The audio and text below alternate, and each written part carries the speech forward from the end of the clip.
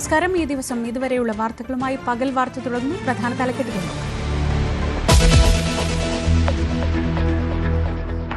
സസ്പെൻസിന് താൽക്കാലിക വിരാമം. ഇടതുമുന്നണി വിടുമെന്ന വാർത്തകൾ തള്ളി ജോസ് കെ മാണി. LDF-ൽ ഉറച്ചു നിൽക്കും. പാർട്ടിയിൽ ഭിന്നതയില്ല. മധ്യമേഖലാ ജാഥ ജോസ് കെ മാണി തന്നെ നയിക്കും.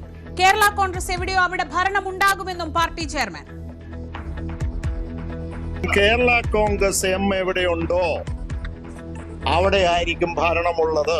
കേരള കോൺഗ്രസിന് ഒറ്റ നിലപാടേ ഉള്ളൂ. ആ നിലപാട് ഇടതുപക്ഷത്തിനോടൊപ്പമാണ് എന്ന് ഞാൻ കൃത്യമായിട്ട് പറഞ്ഞിട്ടുണ്ട്.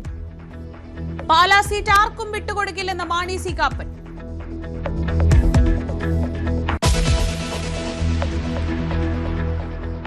News 18 big impact. CSR fund തട്ടിപ്പിൽ ബിജു രാധാകൃഷ്ണന് വേണ്ടി വല വിരിച്ചു പോലീസ്. ന്യൂസ് 18 വാർത്തയ്ക്ക് പിന്നാലെ ബിജുവിനെതിരെ പരാതികൾ. 1.5 കോടിയിലധികം രൂപ തട്ടിയെടുത്തെന്ന് പോലീസിലെത്തിയ പരാതിക്കാർ.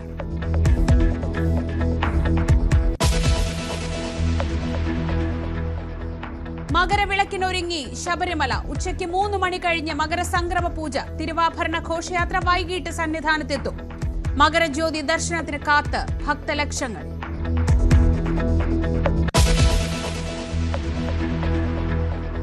ശബരിമലയിലെ ക്രമക്കേടുകൾ ദേശീയ തലത്തിൽ ചർച്ചയാക്കി BJP. എല്ലാ തലത്തിലും അഴിമതിയെന്ന ആരോപണം. അഭിഷേകം ചെയ്ത നെയ് വിൽപ്പനയിലെ ക്രമക്കേട് അന്വേഷിക്കാൻ വിജിലൻസ് പ്രത്യേക സംഘം ഉടൻ. ഉണ്ണികൃഷ്ണൻ പോറ്റിയുടെ ജാമ്യാപേക്ഷകൾ തള്ളി ഹൈക്കോടതി. സ്വർണ്ണക്കൊള്ളയിൽ പ്രതിഷേധിച്ച് വൈകിട്ട് ശബരിമല സംരക്ഷണ ജ്യോതി തെളിക്കാൻ BJP.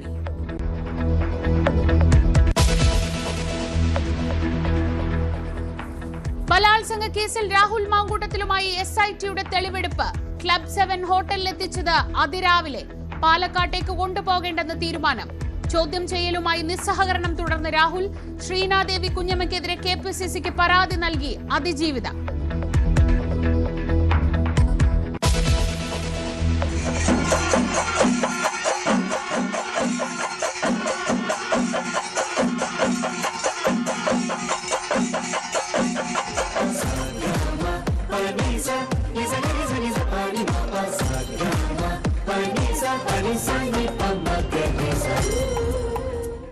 കൗമാര കലോത്സവത്തെ എതിരേറ്റ് പൂരനഗരി. സംസ്ഥാന സ്കൂൾ കലോത്സവത്തിന് തുടക്കം.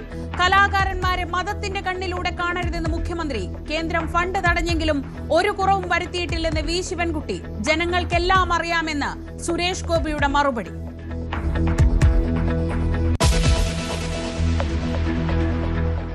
സെൻസറിംഗ് വിവാദത്തിനിടെ TVK കോൺഗ്രസുമായി അടുക്കുന്നതായി സൂചന. വിജയിന് പിന്തുണയുമായി രാഹുൽ ഗാന്ധി. ജനനായകന്റെ പ്രദർശനം തടയുന്നത് തമിഴ് സംസ്കാരത്തിനെതിരായ ആക്രമണം. തമിഴ് ജനതയുടെ ശബ്ദം അടിച്ചമർത്തി നരേന്ദ്രമോദിക്ക് വിജയിക്കാൻ കഴിയില്ലെന്ന് രാഹുൽ.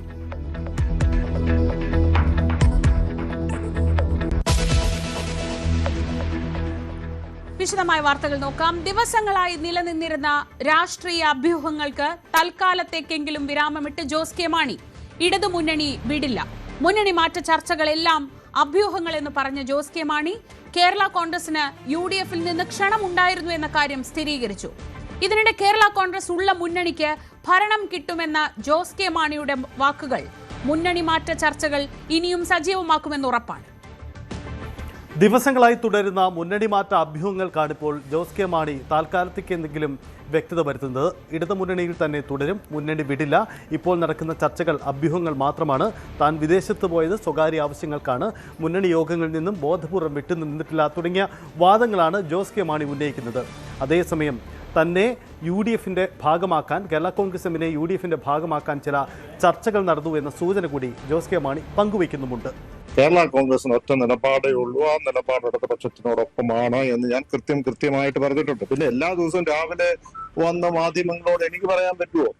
ഓരോ പ്രാവശ്യവും ആരെങ്കിലും ഒരാൾ അയ്യോ കേരള കോൺഗ്രസ് അതിന്റെ വിടുന്നു, കേരള കോൺഗ്രസ് അപ്പുറത്തെ ചർച്ച നടത്തുന്നു എന്നൊക്കെ പറയുമ്പോൾ എനിക്ക് എല്ലാ ദിവസവും വന്ന് ഞാൻ ഇവിടെയാണെന്ന് പറഞ്ഞുകൊണ്ടിരിക്കാൻ പറ്റും. കേരള കോൺഗ്രസ് UDF-ന്റെ ഭാഗമാകും, അത്തരം ചർച്ചകൾ നടക്കുന്നു എന്ന രാഷ്ട്രീയ അഭ്യൂഹങ്ങൾ പൂർണ്ണമായും തീർക്കുന്ന തരത്തിലാണോ ജോസ് കെ മാണിയുടെ വാക്കുകൾ എന്ന സംശയം രാഷ്ട്രീയ കേന്ദ്രങ്ങൾ ഉന്നയിക്കുന്നുണ്ട്. കാരണം എല്ലാ അർത്ഥത്തിലുമുള്ള വ്യക്തത വരുത്താൻ ജോസ് കെ മാണിക്ക് കഴിഞ്ഞിട്ടുണ്ടോ എന്ന കാര്യം കൂടി സംശയകരമാണ്.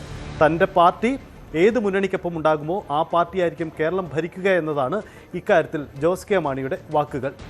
ഒറ്റ കാര്യം, കേരള കോൺഗ്രസ് എവിടെയുണ്ടോ അവിടെ ആയിരിക്കും ഭരണമുള്ളത്. ഞങ്ങൾക്ക് ശക്തിയുള്ളത് കൊണ്ട് തന്നെയാണ്. ഞങ്ങൾക്ക് ഒറ്റ നിലപാടേ ഉള്ളൂ. ആ നിലപാട് ഉറച്ചതാണ്.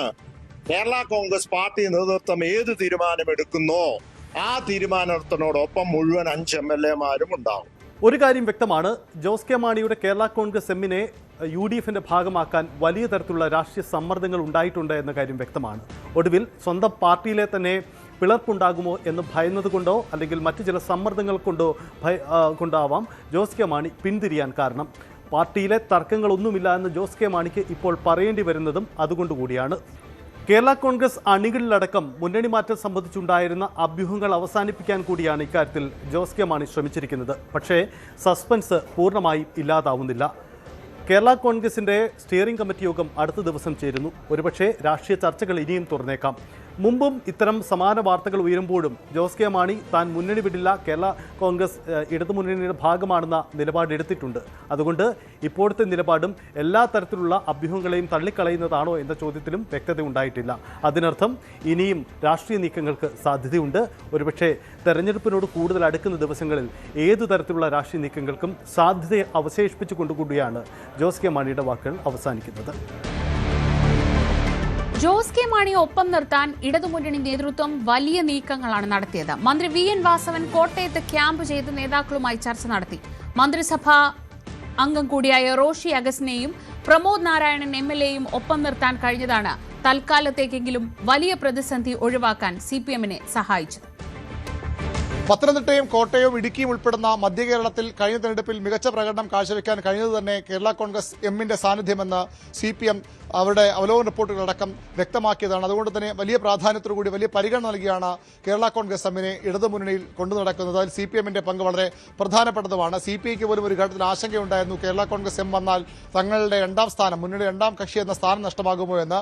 പക്ഷേ ആ പ്രശ്നങ്ങളും പരിഹരിച്ച് CPI-യെ കേരള കോൺഗ്രസ് എമ്മിനെ ഒരുമിച്ച് കൊണ്ടുപോകാനും CPM-ന് കഴിഞ്ഞു. തദ്ദേശ തെരഞ്ഞെടുപ്പിലും നിയമസഭാ തെരഞ്ഞെടുപ്പിലും ബോർഡ് കോർപ്പറേഷൻ അധ്യക്ഷ വീതം വയ്ക്കുമ്പോഴുമൊക്കെ വലിയ പരിഗണന കേരള കോൺഗ്രസ് എമ്മിന് CPM നൽകിയിട്ടുണ്ട്. അതുപോലെ തന്നെയാണ് ജോസ് കെ മാണിക്ക് രാജ്യസഭാ സീറ്റ് നൽകുന്നു, കോട്ടയം ലോക്സഭാ സീറ്റ് കേരള കോൺഗ്രസ് എമ്മിന് നൽകുന്നു. അങ്ങനെ എല്ലാ പരിഗണനയും നൽകി ഇടതുമുന്നണി അവരെ ഒപ്പം നിർത്തുകയാണ്. അത്രത്തോളം പ്രാധാന്യം തിരിച്ചറിഞ്ഞു തന്നെയാണ് അവരുടെ നീക്കം. അതുകൊണ്ട് തന്നെ ഇപ്പോൾ കേരള കോൺഗ്രസ് എം മുന്നണി വിട്ടു പോകുമെന്ന ഘട്ടം വരുമ്പോഴും അവരെ പിടിച്ചു നിർത്താൻ പരമാവധി എല്ലാ തന്ത്രങ്ങളും പയറ്റുകയാണ് CPM. 12 സീറ്റുകൾ കഴിഞ്ഞ തവണ 13 നൽകി, 12 സീറ്റുകൾ കേരള കോൺഗ്രസ് എം മത്സരിച്ചു. ഇത്തവണ 13 നൽകാനും ഇടതുമുന്നണി തയ്യാറായിരിക്കും. പക്ഷേ ഏത് വിധേനയും അവരെ പിടിച്ചു നിർത്തണം, ഇല്ലെങ്കിൽ മധ്യ കേരളത്തിൽ വലിയ തിരിച്ചടി ഉണ്ടാകുമെന്ന് CPM-ഉം ഇടതുമുന്നണിയും കണക്ക് കൂട്ടുന്നു. സഭകളുടെ പിന്തുണ കൂടി ഉറപ്പാക്കാൻ കേരള കോൺഗ്രസ് എമ്മിന്റെ സാന്നിധ്യം അനിവാര്യമെന്ന് മുന്നണി തിരിച്ചറിയുന്നു. ഇന്നലെ മന്ത്രി VN വാസവൻ, കോട്ടയത്ത് നിന്നുള്ള CPM-ന്റെ സംസ്ഥാന സെക്രട്ടറി അംഗം കൂടിയായ VN വാസവൻ കോട്ടയത്ത് ക്യാമ്പ് ചെയ്തെന്നാണ് രക്ഷാപ്രവർത്തനത്തിന് നേതൃത്വം നൽകിയത്. അതായത് കേരള കോൺഗ്രസ് എമ്മിൽ നിന്ന് പരമാവധി ആളുകൾ വിട്ടുപോകാതിരിക്കാൻ റോഷി അഗസ്റ്റും അതുപോലെ മന്ത്രി റോഷി അഗസ്റ്റിനും റാന്നി MLA പ്രമോദ് നാരായണനും വിട്ടുപോകില്ല എന്ന് ഏറെക്കുറെ ഉറപ്പാണ്. അത് ഇടതുമുന്നണിക്ക് CPM-നും ആ ഉറപ്പുണ്ട്. മറ്റ് MLA-മാരെ കൂടി ജയരാജനെയും സെബാസ്റ്റ്യൻ കളത്തുങ്കലിനെയും ഉൾപ്പെടെയുള്ള ആളുകളെ കൂടി ജോബ് മൈക്കിൾ ഉൾപ്പെടെയുള്ളവരെ പിടിച്ചു നിർത്താനുള്ള ശ്രമമാണ്. അങ്ങനെ വന്നാൽ കേരള കോൺഗ്രസ് എമ്മിനെ പാർട്ടി എന്ന നിലയിൽ മുന്നോട്ട് പോകാൻ കഴിയില്ല, UDF-ലേക്ക് പോകാൻ കഴിയില്ല. ജോസ് കെ മാണി സമ്മർദ്ദത്തിലാവുകയും ചെയ്യും. CPM ഇന്നലെ നടത്തിയ ആ നീക്കങ്ങളുടെ ഫലമാണ് ജോസ് കെ മാണിക്ക് ഇന്ന് വാർത്താ സമ്മേളനം നടത്തേണ്ടി വന്നതെന്ന വിലയിരുത്തലുകളുമുണ്ട്. അങ്ങനെയെങ്കിൽ ഈ വരും ദിവസങ്ങളിൽ കൂടുതൽ സമ്മർദ്ദം ഇടതുമുന്നണി ചെലുത്തും. അവരുടെ എല്ലാ ആവശ്യങ്ങൾക്കും ഒപ്പം നിന്ന പാർട്ടിയാണ്, അവർക്ക് വേണ്ടി മാത്രമാണ്, മുന്നണിയാണ്, അവർക്ക് വേണ്ടിയാണ് ഈ മലയോര മേഖലയിലെ പ്രശ്നങ്ങൾ പരിഹരിക്കാൻ നിയമനിർമ്മാണത്തിന് പോലും തയ്യാറായത്. ഇനിയും കേരള കോൺഗ്രസ് എമ്മിനെ ചേർത്ത് നിർത്താൻ കഴിയുന്നതൊക്കെ ചെയ്യുമെന്ന ഉറപ്പ് മുഖ്യമന്ത്രി അടക്കമുള്ളവർ അവർക്ക് നൽകും. അങ്ങനെ സമ്മർദ്ദ തന്ത്രത്തിലൂടെ ഒരു രാഷ്ട്രീയ കാരണവും പറഞ്ഞ് മുന്നണി വിട്ടു പോകാൻ അവർക്ക് കഴിയാത്ത സാഹചര്യമുണ്ട്. JB കോശി കമ്മീഷൻ റിപ്പോർട്ട് മാത്രമാണ് എന്തെങ്കിലും അതൃപ്തി ക്രൈസ്തവ മേഖലയ്ക്ക് ഉള്ളത്. അതും പരിഹരിക്കാൻ നടപടികൾ എടുക്കുമെന്നൊക്കെ ഇതിനകം നടപടി ആരംഭിച്ചിട്ടുമുണ്ട്. മുഖ്യമന്ത്രി നേതൃത്വത്തിൽ ഈ അടുത്ത മാസം ആദ്യം യോഗം വിളിച്ചിട്ടുമുണ്ട്. ഇത്തരം കാര്യങ്ങളൊക്കെ പറഞ്ഞുകൊണ്ട് പരമാവധി കേരള കോൺഗ്രസ് എമ്മിനെ ഒപ്പം നിർത്താൻ തന്നെയാണ് CPM-ന്റെ ശ്രമം. അവർ പൂർണ്ണമായി വിട്ടുപോകില്ല എന്ന് CPM കണക്ക് കൂട്ടുന്നു. ഇനി ഏതെങ്കിലും സാഹചര്യത്തിൽ ഒരു വിഭാഗമെങ്കിലും വിട്ടുപോയാൽ കൂടുതൽ ശക്തിയുള്ളവരെ, കൂടുതൽ ശക്തി ഈ ഭാഗം നിർത്തിയിട്ട് കേരള കോൺഗ്രസിനെ പിളർത്താനുള്ള നീക്കങ്ങൾക്കും CPM ആലോചിക്കുന്നുണ്ട്. ഏതായാലും വളരെ നിർണായകമായ രാഷ്ട്രീയ ചർച്ചകളാണ് CPM ഓഫീസും അതുപോലെ തന്നെ കോട്ടയം ജില്ലയിലെ CPM നേതാക്കളുമൊക്കെ കേന്ദ്രീകരിച്ച് നടത്തുന്നത്. കേരള കോൺഗ്രസ് എം ഇടതുപക്ഷത്തിനൊപ്പമാണെന്ന നിലപാട് ജോസ് കെ മാണി തന്നെ വ്യക്തമാക്കിയിട്ടുണ്ടെന്ന് CPM general secretary MA baby. എന്തെങ്കിലും ഉണ്ടായാൽ ജോസ് കെ മാണി തന്നോട് പറയുന്ന ആളാണെന്നും MA ബേബി പറഞ്ഞു. ഇല്ല, ജോസ് കെ മാണി തന്നെ വ്യക്തമാക്കിയിട്ടുണ്ട്. അത് ഇടതുപക്ഷ ജനാധിപത്യങ്ങളുടെ ഭാഗമാണിത്. ജോസ് കെ മാണി വിഭാഗത്തിന്റെ മന്ത്രി റോഷി അഗസ്റ്റിൻ വ്യക്തമാക്കിയിട്ടുണ്ട്. വേറെ പലരും, പ്രമോദ് നാരായണൻ ഉൾപ്പെടെയുള്ള പലരും വ്യക്തമാക്കിയിട്ടുണ്ട്. അപ്പം ജോസ് കെ മാണിയാണ് ആ പാർട്ടിയുടെ പ്രമുഖനായ നേതാവ്. ഞാനുമായിട്ട് വ്യക്തിപരമായിട്ട് വളരെ അടുപ്പമുള്ള ആളാണ്. അദ്ദേഹം വേറെ എന്തെങ്കിലും ആലോചിക്കുന്നുണ്ടെങ്കിൽ എന്നെ പോലുള്ളവരോട് പറയുമെന്നുള്ളതിനകത്ത് എനിക്ക് യാതൊരു സംശയവുമില്ല. ജോസ് കെ മാണി മുന്നണി വിടില്ലെന്ന് മന്ത്രി വി എൻ വാസവൻ. വരില്ലെന്ന് പറഞ്ഞിട്ടും പിന്നാലെ നടക്കുന്നത് UDFന്റെ ഗതികേടാണെന്നും മന്ത്രി പറഞ്ഞു. ബഹുമാനപ്പെട്ട കേരള കോൺഗ്രസിൻ്റെ ചെയർമാൻ ജോസ് കെ മാണി ഇന്നലെ തന്നെ അദ്ദേഹത്തിൻ്റെ ഫേസ്ബുക്ക് പോസ്റ്റിലൂടെ, പിന്നെ അദ്ദേഹം ദുബായിൽ നിന്ന് എത്തിയതിന് ശേഷം കൃത്യമായി ആ കാര്യങ്ങൾ വിശദീകരിച്ച് കഴിഞ്ഞിട്ടുണ്ട്. അതുപോലെ മന്ത്രി റോഷി അഗസ്റ്റിൻ, ഞങ്ങൾ 2 ദിവസം മുമ്പ് തിരുവനന്തപുരത്ത് നടത്തിയ സമരത്തിൽ പൂർണ്ണമായി ഞങ്ങളോടൊപ്പം വേദിയിൽ റോഷി അഗസ്റ്റിനും 5 MLA-മാരും ഉണ്ടായിരുന്നു. അവരെല്ലാം തന്നെ അഭിപ്രായം പറഞ്ഞിട്ടുണ്ട്. ചെയർമാൻ ഒന്ന് വരാതിരുന്നത്, ദുബായിൽ അദ്ദേഹം ഒരു സ്വകാര്യ സന്ദർശനത്തിന് കുടുംബസമേതം പോയിരുന്നു, നേരത്തെ മുന്നണി അറിയിച്ചിരുന്നു. അതുകൊണ്ടാണ് വരാതിരുന്നത്. അദ്ദേഹം നേരത്തെ തന്നെ പ്രഖ്യാപിക്കുകയും ചെയ്യുന്നൊരു ഫേസ്ബുക്ക് പോസ്റ്റ് കൊടുത്തു. അതിനുശേഷം മുഖ്യമന്ത്രിയെ കണ്ട് കാര്യങ്ങൾ കൃത്യമായി പറയുകയും ചെയ്തു. ഇതുവരെ ഈ കാര്യത്തിൽ അവർ മറ്റേതെങ്കിലും തരത്തിലുള്ള നിലപാട് സ്വീകരിക്കുന്നതായിട്ട് അവരാരും പറഞ്ഞിട്ടില്ല. മാത്രമല്ല, അവർ ഉറച്ചു നിൽക്കുമെന്നുള്ള കാര്യം നേരെ തന്നെ ഇന്നലെ ബഹുമാനപ്പെട്ട മന്ത്രി റോഷി അഗസ്റ്റിനും അതിനുശേഷം ജോസ് കെ മാണി ചെയർമാനും എല്ലാം കൃത്യമായി കാര്യത്തെ സംബന്ധിച്ച് പറഞ്ഞിട്ടുണ്ട്. UDFനിപ്പോൾ യഥാർത്ഥത്തിൽ ഒരു ആത്മവിശ്വാസം ഇല്ലാതെ അവർക്ക് മനസ്സിലായി കാര്യങ്ങൾ അവർക്ക് മുന്നോട്ട് മറ്റേതെങ്കിലും രൂപത്തിലുള്ള പുതിയ സംവിധാനം കൂടി ഇല്ലെങ്കിൽ മുന്നോട്ട് രക്ഷയില്ല എന്നുള്ള സ്ഥിതിയിലെത്തുമ്പോഴാണ് ഇങ്ങനെ പുറകെ നടന്നിട്ട് എന്തെങ്കിലും കിടക്കുമോ എന്നുള്ള പരിശ്രമം നടക്കും. ഇടതുപക്ഷ ജനാധിപത്യ മുന്നണി കോട്ടയം ഉൾപ്പെടെ കേരളമാകെ ഒരു 110 സീറ്റെങ്കിലും പിടിച്ചെടുക്കാൻ കഴിയുന്ന രൂപത്തിൽ ലക്ഷ്യം വെച്ച് നീങ്ങുന്നു. അത് സാധ്യമാകുമെന്നുള്ളിടത്താണ് ഞങ്ങൾ നിൽക്കുന്നത്. അതാണ് അവരെ ഭയപ്പെടുന്ന കാര്യവും. ഇങ്ങനെ പുറകെ വരുന്നില്ലെന്ന് പറഞ്ഞാലും, അല്ല, അവരെ ചവിട്ടി പുറത്താക്കുന്നത് അവർ തന്നെ നേരത്തെ പറഞ്ഞല്ലോ. ആ ചവിട്ടി പുറത്താക്കി കൂട്ടി പിന്നെയും ഇവരുടെ പുറകെ ക്ഷണിച്ചുകൊണ്ട് വരും നടക്കുന്ന അവരുടെ ഒരു ആത്മവിശ്വാസക്കുറവും അവർക്കൊരു ബലയില്ലായ്മയും തന്നെയാണ്. അപ്പോൾ അതിൻ്റെ ഒരു വിഷമത്തിൽ നിന്നിട്ടാണ് ഇത്തരം കാര്യങ്ങൾ അവരെ അനുകൂലിക്കുന്ന ചില മാധ്യമങ്ങളും അതിന് വേണ്ട രൂപത്തിലുള്ള പ്രചരണം കൊടുത്തുകൊണ്ട് മുന്നോട്ട് പോകും. പുറമേക്ക് ചർച്ചകളൊന്നുമില്ലെന്ന് പറയുമ്പോഴും ജോസ് വിഭാഗത്തെ മുന്നണിയിലെത്തിക്കാൻ തിരക്കിട്ട രാഷ്ട്രീയ നീക്കങ്ങളാണ് UDF നേതാക്കളും നടത്തിയത്. ജോസ് വിഭാഗത്തിന് 2 മന്ത്രിസ്ഥാനം വരെ ഓഫർ ചെയ്ത് നടത്തിയ നീക്കത്തിന് മുസ്ലിം ലീഗാണ് നേതൃത്വം നൽകിയത്. പാലാ ജോസിന് നൽകി മാണി സി കാപ്പനെ തിരുവമ്പാടിയിൽ മത്സരിപ്പിക്കാനുള്ള നീക്കത്തിന് കാപ്പന്റെ എതിർപ്പ് തിരിച്ചടിയായി. പുറമേക്ക് ചർച്ചകളൊന്നുമില്ലെന്ന് പറയുമ്പോഴും വലിയ രീതിയിൽ കേരള കോൺഗ്രസിനെ UDFന്റെ ഭാഗമാക്കാനുള്ള രാഷ്ട്രീയ നീക്കങ്ങളാണ് നടത്തിയത്. മുസ്ലിം ലീഗും കോൺഗ്രസ് നേതാക്കളുമെല്ലാം പല ഘട്ടങ്ങളിലായി ചർച്ചകൾ നടത്തി. ജോസ് കെ മാണിക്ക് മുന്നിൽ സമ്മർദ്ദമുയർത്താൻ സഭാ നേതാക്കളെയും നേതൃത്വത്തെയും ഉള്ള ഇടപെടുത്തിയുള്ള നീക്കങ്ങളും പല കൂറിയുണ്ട്. പക്ഷേ ആ ഫലങ്ങളൊന്നും തൽക്കാലം ജോസ് കെ മാണിയെ UDFൽ അടുപ്പിക്കുന്നില്ല എന്നതാണ് ഇപ്പോഴത്തെ സാഹചര്യം. പക്ഷേ UDF ശ്രമങ്ങൾ തുടരുക തന്നെ ചെയ്യും. പക്ഷേ പുറമേക്ക് ഇത്തരം ചർച്ചകളൊന്നുമില്ല എന്നതാണ് നേതാക്കളുടെ അവകാശവാദം. ഇല്ല, ഞങ്ങൾ വാർത്താമാധ്യമങ്ങളിൽ നിന്ന് അവര് എന്തോ 16-ന് യോഗം ചേരുന്നു, ആലോചിക്കുന്നെന്ന് പറഞ്ഞു, അത്രേ ഉള്ളൂ. ഇല്ല, ഞങ്ങൾ ചർച്ചയൊന്നും നടത്തിയിട്ടില്ല. ഒരു ചർച്ചകളും കോൺഗ്രസിന്റെയോ UDFന്റെയോ ഭാഗത്ത് നിന്ന് ഔദ്യോഗികമായിട്ടുണ്ടായിട്ടില്ലായിട്ട് എനിക്ക് തോന്നുന്നില്ല. ജോസ് കെ മാണിക്ക് മുന്നിൽ വലിയ വാഗ്ദാനങ്ങൾ നടത്തിക്കൊണ്ടായിരുന്നു കോൺഗ്രസ് നേതൃത്വം നീക്കങ്ങൾ നടത്തിയത്. തദ്ദേശ തെരഞ്ഞെടുപ്പ് ഫലം മധ്യകേരളത്തിൽ പൊതുവിൽ UDFന് അനുകൂലമാണ്. കേരള കോൺഗ്രസ് മാണി വിഭാഗമില്ലാതെ തന്നെ ആ നേട്ടം കൈവരിച്ചിട്ടുണ്ട്. പക്ഷേ ജോസ് കെ മാണി കൂടി വരുന്നത് UDFനെ കൂടുതൽ കരുത്തുറ്റതാക്കും എന്ന വിലയിരുത്തൽ നേതാക്കൾക്കുണ്ട്. അതുകൊണ്ടുകൂടിയാണ് ജോസ് കെ മാണിക്ക് വേണ്ടിയുള്ള ഈ ശ്രമങ്ങൾ. പക്ഷേ വെല്ലുവിളിയാവുന്നത് പാലാ സീറ്റിലടക്കമുള്ള നീക്കങ്ങൾ സംബന്ധിച്ചൊരു വ്യക്തത വരുത്താൻ കഴിയാത്തതാണ്. മാണി സി കാപ്പന് തിരുവമ്പാടി പോലെയുള്ള ചില മറ്റു മണ്ഡലങ്ങൾ നൽകിക്കൊണ്ടുള്ള അനുനയ നീക്കങ്ങൾ ശ്രമിച്ചെങ്കിലും മാണി സി കാപ്പൻ അയഞ്ഞില്ല. പാല കൊടുത്തുകൊണ്ടുള്ള ഒരു വിട്ടുവീഴ്ചയ്ക്കുമില്ലെന്നതാണ് മാണി സി കാപ്പൻ ഇക്കാര്യത്തിൽ നിലപാടെടുത്തത്. അനുനയ നീക്കങ്ങളും മധ്യസ്ഥ ഇടപെടലുകളും നടത്തിയ മുസ്ലിം ലീഗ് നേതാക്കളുമായി ഈ നിലപാട് മാണി സി കാപ്പൻ അറിയിച്ചിട്ടുമുണ്ട്. PK കുഞ്ഞാലിക്കുട്ടിയോടാണ് കാപ്പൻ ഈ നിലപാട് പറഞ്ഞിരിക്കുന്നത്. ഇതോടുകൂടി ജോസ് കെ മാണിയെ വേണോ മാണി സി കാപ്പനെ നിലനിർത്തണമോ ഈ ഒരു വെല്ലുവിളിയിലേക്ക് കൂടി UDF നേതൃത്വം കടക്കുകയും ചെയ്തു. ഇതിനിടയിൽ ജോസ് കെ മാണിക്ക് മുന്നിൽ വലിയ ഓഫറുകളും കേരള കോൺഗ്രസ് UDF നേതൃത്വം മുന്നോട്ട് വെച്ചു എന്ന ചില സൂചനകൾ കൂടി വരുന്നുണ്ട്. ജോസ് കെ മാണിക്ക് പുറമെ 2 മന്ത്രിസ്ഥാനം, ജോസ് കെ മാണിക്കൊപ്പം 1 മന്ത്രിസ്ഥാനം കൂടി നൽകി റോഷി അഗസ്റ്റിനെ കൂടി പരിഗണിക്കാനുള്ള ചില സാധ്യതകളും പങ്കുവയ്ക്കപ്പെട്ടിരുന്നു. പക്ഷേ ആ നീക്കങ്ങളൊന്നും തൽക്കാലത്തേക്ക് ഫലം കണ്ടില്ലെന്ന് വേണം മനസ്സിലാക്കാൻ. പക്ഷേ അണിയറയിൽ ഇനിയും വിസ്മയങ്ങളുടെ സാധ്യതയുണ്ട്. അത്തരം ചർച്ചകൾ തുടരുക തന്നെ ചെയ്യുകയും ചെയ്യും.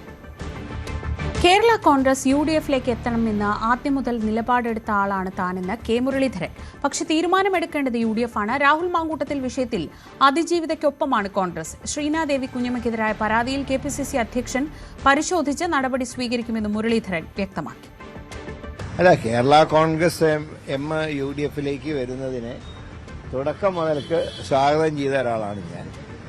അതുകൊണ്ട് അവർ വരുന്നതിൽ വ്യക്തിപരമായിട്ട് എനിക്ക് സന്തോഷമേ ഉള്ളൂ. പക്ഷെ തീരുമാനം എടുക്കേണ്ടത് പാർട്ടി മുന്നണിയാണ്. ഒരു കാരണവശാലും പാർട്ടി അതീയതയ്ക്കെതിരായിട്ടുള്ള ഒരു നടപടിക്കും പാർട്ടി കൂട്ടുനിൽക്കില്ല. അത് പാർട്ടി പരിശോധിച്ച് വേണ്ട നിലപാട് KPC പ്രസിഡന്റ് സ്വീകരിക്കും. കേരള കോൺഗ്രസ് എമ്മിനെ UDF-ലേക്ക് കൊണ്ടുവരാൻ ആരും ചുമതലപ്പെടുത്തിയിട്ടില്ലെന്ന് PK കുഞ്ഞാലിക്കുട്ടി. മാണി സി കാപ്പൻ വീട്ടിൽ വന്നിരുന്നു. എന്നാൽ അജണ്ട വെച്ച് ഒന്നും ചർച്ച ചെയ്തില്ല. മറ്റു കാര്യങ്ങളെല്ലാം അഭ്യൂഹമാണ്. ആശയപരമായി യോജിക്കാൻ പറ്റുന്നവരുമായി യോജിക്കും. കൂടുതൽ കക്ഷികൾ UDF-ലേക്ക് വരുന്ന ട്രെൻഡ് ഉണ്ടാകുമെന്നും PK കുഞ്ഞാലിക്കുട്ടി പറഞ്ഞു. ഇപ്പോൾ നടക്കുന്നതൊക്കെ അഭ്യൂഹങ്ങളാണ്. അതായത് ആരെങ്കിലും അവിടെ കൂടെ പോകുമ്പോൾ നടക്കുന്ന അഭ്യൂഹങ്ങളാണ്. അതല്ലാതെ അദ്ദേഹം ഇതുവഴി പോകുമ്പോഴൊക്കെ തങ്ങളുടെ വീട്ടിലും UDF കയറാറ്. അങ്ങനെ ഒരു വരവ് തന്നെയാണ് ഇന്ന് വന്നത്. വന്നുകൊണ്ടിരിക്കുന്ന പാർട്ടി കാര്യങ്ങളൊക്കെ ഞങ്ങൾ ചർച്ച ചെയ്തു. അല്ലാതെ അജണ്ട വെച്ച് യാതൊരു സംസാരവും ഉണ്ടായിട്ടില്ല. അത് നിങ്ങൾ കൊടുക്കുന്ന വാർത്തയെ പറ്റിയൊക്കെ അദ്ദേഹം പറഞ്ഞു. അതിന് അടിസ്ഥാനമില്ലാതും പറഞ്ഞു. അത്രയും നിലവിൽ അങ്ങനെ വാർത്ത വന്നപ്പോൾ അത് അദ്ദേഹം നിശ്ചയിച്ചെന്ന് ഞാൻ പറഞ്ഞത് ശരിയല്ല. അതെന്നെ പറഞ്ഞു. മറ്റത് അദ്ദേഹം പറഞ്ഞത് നിങ്ങൾക്കറിയില്ല. അപ്പോൾ അത് ഞാൻ ആവർത്തിക്കേണ്ട കാര്യമില്ലല്ലോ. അപ്പോൾ ഇപ്പോൾ നടന്നുകൊണ്ടിരിക്കുന്ന വാർത്തയും കാര്യങ്ങളും ഒക്കെ അഭ്യൂഹങ്ങളാണ് എന്ന് അദ്ദേഹം നിഷേധിച്ചു. മാത്രമല്ല ഔദ്യോഗികമായിട്ട് ഇത് സംബന്ധിച്ച് യാതൊരു ചർച്ച നടന്നിട്ടില്ല. നടക്കുമ്പോൾ നിങ്ങളോട് പറയാം. CPM-നെതിരെ ആയിഷ പോറ്റി. വർഗവഞ്ചക എന്ന് വിളിക്കുന്നവർ മറ്റു പാർട്ടിയിൽ നിന്ന് CPM-ലേക്ക് വന്ന സരിന്റെയും ശോഭന ജോർജിന്റെയും കാര്യവും ഓർക്കണം. പാർട്ടി സ്ഥാനം തന്നാൽ മാത്രം ജനങ്ങളുടെ ഇടയിൽ അംഗീകാരം കിട്ടില്ല. കഠിനാധ്വാനം ചെയ്തെങ്കിൽ മാത്രമേ അത് ലഭിക്കൂ. കൂടുതൽ സ്വാതന്ത്ര്യത്തോടെ ദേശീയ പ്രസ്ഥാനത്തിന്റെ ഭാഗമാകാൻ കഴിഞ്ഞതിൽ സന്തോഷമെന്നും ആയിഷ പോറ്റി പറഞ്ഞു. ഞങ്ങളുടെ എല്ലാ പരിപാടികളിലും നിങ്ങളെയൊക്കെയും പലരെയും കാണാറുണ്ട്, നേതാക്കളെയൊക്കെ. അപ്പോൾ ആലോചിക്കാം, ഇപ്പോൾ ഇന്ന് സോഷ്യൽ മീഡിയയിലൊക്കെ നിരവധിയായിട്ടുള്ള വർഗവഞ്ചകി എന്നും ഒക്കെ പറഞ്ഞിട്ട് എന്തൊക്കെ ഭാഷകൾ പറയാമോ അതെല്ലാം പറഞ്ഞിട്ടുണ്ട്. അപ്പോൾ എനിക്കും ഒരു തോന്നലുണ്ട്, നിങ്ങളുടെയൊക്കെ പ്രസ്ഥാനത്തിൻ്റെ ഭാഗമായിട്ടുള്ള സരിനടക്കം ശോഭന ജോർജ് അടക്കം എണ്ണിയാൽ തീരാത്ത ഒട്ടേറെ പേർ ആ പ്രസ്ഥാനത്തിലേക്ക് എത്തുമ്പോൾ അതിൻ്റെ പേരെന്താണെന്നുകൂടി എനിക്ക് ഒന്ന് ചോദിക്കാനായിട്ടുണ്ട്. ആയിഷ പോറ്റി പാർട്ടി വിട്ടതിൽ വേദനയുണ്ടെന്ന് CPM general secretary MA Baby. 3 തവണ MLA-യും ജില്ലാ പഞ്ചായത്ത് പ്രസിഡന്റുമാക്കി അവഗണിച്ചു എന്ന് പറയുന്നത് എന്തടിസ്ഥാനത്തിലാണെന്ന് അറിയില്ല. ആയിഷ പാർട്ടി വിട്ടത് കൊല്ലത്തെ തെരഞ്ഞെടുപ്പിനെ ബാധിക്കില്ലെന്നും MA ബേബി പറഞ്ഞു. അഡ്വക്കേറ്റ് ആയിഷ പോറ്റി ഇപ്പോൾ എടുത്ത തീരുമാനം എനിക്ക് വളരെ വേദനയുള്ള ഒരു തീരുമാനമാണ്. കാരണം CPM-ന്റെ ഭാഗമായി പ്രവർത്തിച്ച് CPIM-ന്റെ സന്ദേശം ജനങ്ങളിലെത്തിക്കാൻ ജില്ലാ പഞ്ചായത്ത് പ്രസിഡന്റായിരുന്നപ്പം അഡ്വക്കേറ്റ് ആയിഷ പോറ്റിക്ക് അവസരം കിട്ടിയതാണ്. ജില്ലാ പഞ്ചായത്ത് പ്രസിഡന്റാകുക എന്ന് പറയുന്നത് വളരെ പ്രധാനപ്പെട്ട ഒരു ഉത്തരവാദിത്വമാണ്. അതിനുശേഷം 3 തവണ MLA ആകാനുള്ള അവസരം അഡ്വക്കേറ്റ് ആയിഷ പോറ്റിക്ക് പാർട്ടി കൊടുത്തു. അപ്പോ പാർട്ടിയുടെ ഭാഗമായി LDF-ന്റെ ഭാഗമായി ആയിഷ പോറ്റി പ്രവർത്തിക്കുകയും പാർട്ടിക്ക് LDF-നും ആയിഷ പോറ്റി ചില സംഭാവന നൽകുകയും ചെയ്തിട്ടുണ്ട്. അത് ഞാൻ കാണാതിരിക്കില്ല. അതിന് തുല്യമോ അതിൽ കൂടുതലോ പാർട്ടിയും LDF-ഉം അങ്ങോട്ട് കൊടുത്തിട്ടുണ്ട്. ഇപ്പൊ ഈ പാർട്ടിക്ക് വേണ്ടി തല്ലുകൊള്ളുകയും ജയിലിൽ കിടക്കുകയും കഷ്ടപ്പെടുകയൊക്കെ ചെയ്ത 100 കണക്കിന് സഹാക്കൾ ഈ ജില്ലയിലുണ്ട്. അവരിൽ എത്ര പേർക്കൊരു MLA ആകുമ്പോൾ പോട്ടെ, ഒരു തെരഞ്ഞെടുപ്പിൽ മത്സരിക്കാൻ തന്നെ എത്ര പേർക്ക് അവസരം കിട്ടും? ഇതെല്ലാം പാർട്ടി പല ഘടകങ്ങളും പരിഗണിച്ചുകൊണ്ട് തീരുമാനിച്ച് ഏതാനും പേർക്ക് മാത്രം കിട്ടുന്ന അവസരങ്ങളാണ് ഇങ്ങനെ ജില്ലാ പഞ്ചായത്ത് പ്രസിഡന്റ് ആകുക, MLA ആകുക എന്നെല്ലാം ഉള്ളത്. ഇത് 3 തവണ MLA ആകാനുള്ള അവസരം കൊടുത്തു. അപ്പൊ അവഗണിച്ചു എന്ന് അഡ്വക്കേറ്റ് ആയിഷ പോറ്റി പറയുന്നത് എന്തടിസ്ഥാനത്തിലാണ് എനിക്ക് മനസ്സിലാകുന്നില്ല. BJP-യിലേക്കെന്ന പ്രചരണം തള്ളി മഹിളാ കോൺഗ്രസ് സംസ്ഥാന general secretary R. Reshmi. Online മാധ്യമങ്ങളല്ല സ്ഥാനാർത്ഥികളെ തീരുമാനിക്കുന്നത്, താൻ കോൺഗ്രസിൽ തുടരും. കൊട്ടാരക്കരയിൽ ആയിഷ പോറ്റിയുടെ UDF പ്രവേശനം സ്വാഗതം ചെയ്യുന്നുവെന്നും R. രശ്മി പറഞ്ഞു. കുറേ ദിവസങ്ങളായി R. രശ്മി BJP-യിലേക്ക് എന്നൊക്കെയുള്ള ചില അഭ്യൂഹങ്ങൾ വരുന്നു. ശരിക്കും ഓൺലൈൻ മാധ്യമങ്ങളല്ലല്ലോ സ്ഥാനാർത്ഥികളെ തീരുമാനിക്കുന്നത്. അല്ലെങ്കിൽ നമ്മളല്ലേ തീരുമാനം, നമ്മൾ ഏത് പ്രസ്ഥാനത്തിൽ നിൽക്കണം എന്നുള്ളത്. എന്തായാലും ഞാൻ അടിയുറച്ച് കോൺഗ്രസ് പ്രസ്ഥാനത്തിൽ വിശ്വസിക്കുന്ന ഒരാളാണ്. ഒരു മുന്നണിയിലേക്ക് മാറാൻ ഞാൻ ആഗ്രഹിക്കുന്നില്ല. പാർട്ടി എനിക്ക് നാളിതുവരെ തന്നിട്ടുള്ള ആ സപ്പോർട്ട് വലിയ സന്തോഷത്തോടെയാണ് സ്വീകരിച്ചിട്ടുള്ളത്. വരും നാളുകളിലും പാർട്ടി എനിക്ക് എല്ലാ പിന്തുണയും നൽകുമെന്ന പൂർണ്ണ വിശ്വാസത്തോട് തന്നെയാണ് ഞാൻ മുന്നോട്ട് പോകുന്നത്. മൂന്നാം ബലാത്സംഗ കേസിൽ രാഹുൽ മാങ്കൂട്ടത്തിലുമായി അന്വേഷണ സംഘം തെളിവെടുപ്പ് നടത്തി. അതിരാവിലെ തിരുവല്ല ക്ലബ് 7 ഹോട്ടലിൽ എത്തിച്ചാണ് തെളിവെടുത്തത്. രാഹുലിനെ പാലക്കാട് എത്തിച്ച് തെളിവെടുപ്പ് നടത്തേണ്ടെന്നാണ് നിലവിലെ തീരുമാനം. എന്നാൽ ചോദ്യം ചെയ്യലുമായി രാഹുൽ സഹകരിക്കുന്നില്ല. നിർണായക തെളിവുകളുള്ള ഫോണിന്റെ പാസ്വേഡ് നൽകാനും രാഹുൽ തയ്യാറായിട്ടില്ല.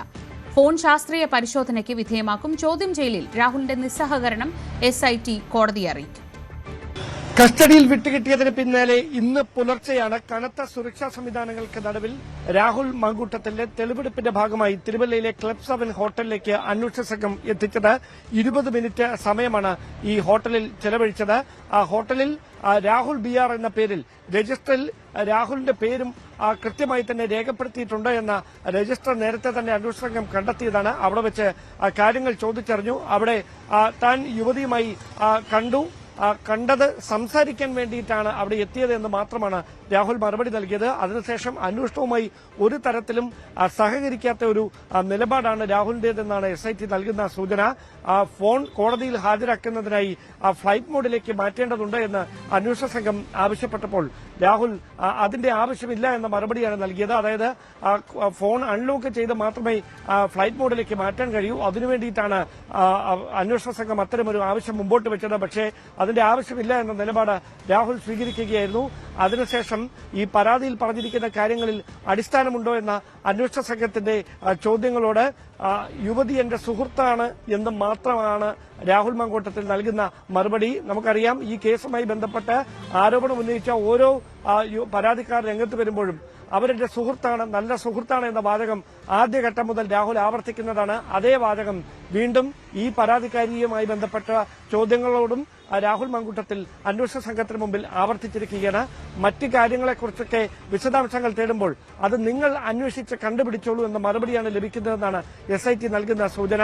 അതായത് അതല്ലേ നിങ്ങളുടെ പണി, നിങ്ങളത് അന്വേഷിച്ച് കണ്ടെത്തിക്കോളൂ എന്ന് മാത്രമാണ് രാഹുൽ പറയുന്നത്. അതിനപ്പുറത്ത് ഒരു തരത്തിലും ഈ അന്വേഷണവുമായി രാഹുൽ മാങ്കൂട്ടത്തിൽ സഹകരിക്കുന്നില്ല എന്നാണ് SITയുടെ ഭാഗത്തുനിന്ന് ലഭിക്കുന്ന വിവരങ്ങൾ. അങ്ങനെയെങ്കിൽ ഈ നിസ്സഹകരണം സംബന്ധിച്ച് നാളെ ജാമ്യാപേക്ഷ അടുത്ത ദിവസം പരിഗണിക്കുമ്പോൾ കോടതിയിൽ കൃത്യമായി പ്രോസിക്യൂഷൻ കാര്യങ്ങൾ അറിയിക്കും. അതായത് ഈ ഫോൺ അൺലോക്കാക്കാൻ രാഹുൽ മാങ്കൂട്ടത്തിൽ തയ്യാറാകുന്നില്ല എന്ന കാര്യവും കോടതിയെ അറിയിക്കാൻ ഒരുങ്ങുകയാണ്. അങ്ങനെയെങ്കിൽ Thiruvalla first class judicial magistrate കോടതിയിൽ അടുത്ത ദിവസം ജാമ്യാപേക്ഷ പരിഗണിക്കുമ്പോൾ രാഹുലിനെതിരായ പ്രധാനപ്പെട്ട വാദമുഖങ്ങളായി പ്രോസിക്യൂഷനും അതോടൊപ്പം പോലീസും സമർപ്പിക്കാൻ പോകുന്ന റിപ്പോർട്ട് ഇതുതന്നെയായിരിക്കും.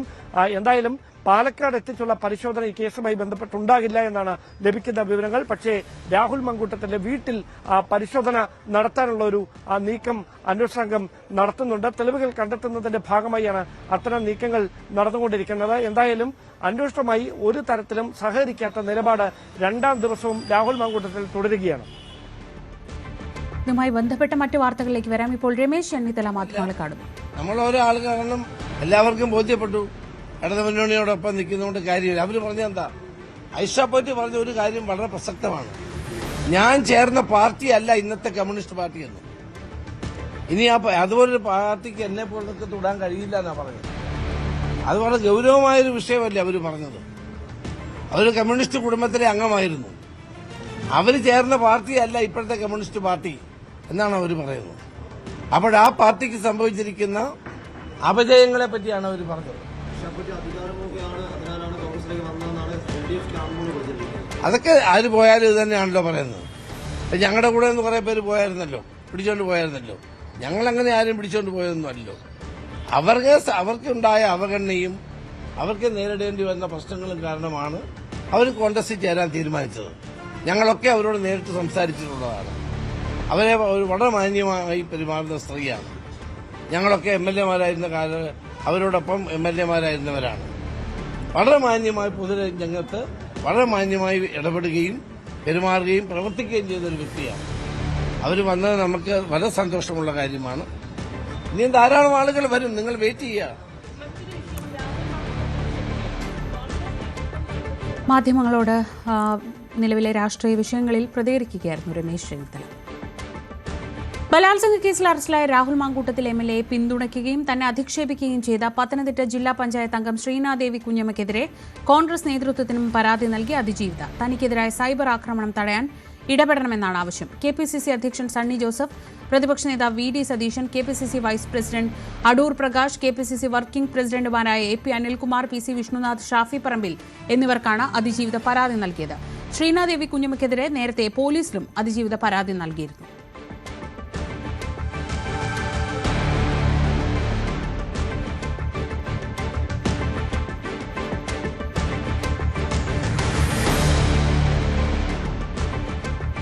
രാഹുൽ മാങ്കൂട്ടത്തിനെതിരെ സ്പീക്കർ AN ഷംസീർ. ഒരു കൊട്ടയിലെ ഒരു മാങ്ങ കെട്ടുപോയാൽ എല്ലാ മാങ്ങയും കെട്ടതെന്ന് പറയാൻ കഴിയുമോ എന്ന് സ്പീക്കർ ചോദിച്ചു. സ്ത്രീകളെ ബഹുമാനിക്കാൻ പഠിക്കണമെന്നും നിർഭാഗ്യവശാൽ അത്തരം തെറ്റായ ചില ശീലങ്ങൾ ചില സാമാജികരുടെ ഭാഗത്തു നിന്നുണ്ടായെന്നും രാഹുലിനെതിരെ MLA-മാരുടെ പരാതി ലഭിച്ചാൽ എത്തിക്സ് കമ്മിറ്റിക്ക് വിടുമെന്നും സ്പീക്കർ പറഞ്ഞു. സ്ത്രീകളെ ബഹുമാനിക്കാൻ പഠിപ്പിക്കണം. സ്ത്രീകളെ ബഹുമാനിപ്പിക്കാൻ പഠിക്കുന്ന സമൂഹത്തിന് മാത്രമേ മുന്നോട്ട് പോകാൻ സാധിക്കുകയുള്ളൂ. നിർഭാഗ്യവശാൽ അത്തരത്തിൽ ചില തെറ്റായ ശീലങ്ങൾ ചില സാമാജികരുടെ ഭാഗത്തുണ്ടായി. അത് ഒരു കാരണവശാലും പ്രൊമോട്ട് ചെയ്യപ്പെടേണ്ടതല്ല. അത് ആകെ സഭയുടെ സ്വഭാവമാണെന്ന് പറയരുത്. അത് കേരളത്തിൻ്റെ ആകെ കൾച്ചറാണെന്നും പറയരുത്. അത് ഏതെങ്കിലും ഒരു സമൂഹത്തിൽ ഏതെങ്കിലും ഒരു കൊട്ടയിലെ ഒരു മാങ്ങ കെട്ടുപോയാൽ ആ കൊട്ടയിലെ മാങ്ങ മറ്റു മാങ്ങയൊക്കെ കെട്ടതാണോ? അല്ല. പ്രിവിലേജ് ആൻഡ് എത്തിക്സ് കമ്മിറ്റിക്ക് സ്പീക്കർക്ക് മൂവ് ചെയ്യാൻ സാധിക്കണമെങ്കിൽ സഭക്കകത്തുള്ള ഏതെങ്കിലും സാമാജികന്മാർ പരാതി തരണം. സഭക്കകത്തിൽ ഏതെങ്കിലും സാമാജികന്മാർ പരാതി തന്നാൽ അത് പ്രിവിലേജ് ആൻഡ് എത്തിക്സ് കമ്മിറ്റിക്ക് ഞങ്ങൾ മൂവ് ചെയ്യും. ശബരിമല സ്വർണ്ണക്കൊള്ളയിൽ തന്ത്രി കണ്ഠരര് രാജീവരുടെ രണ്ടാമത്തെ അറസ്റ്റും ഉടൻ രേഖപ്പെടുത്തും. ദ്വാരപാലക ശില്പപാളികൾ കടത്തിയ കേസിലാണ് അറസ്റ്റ് രേഖപ്പെടുത്തുക.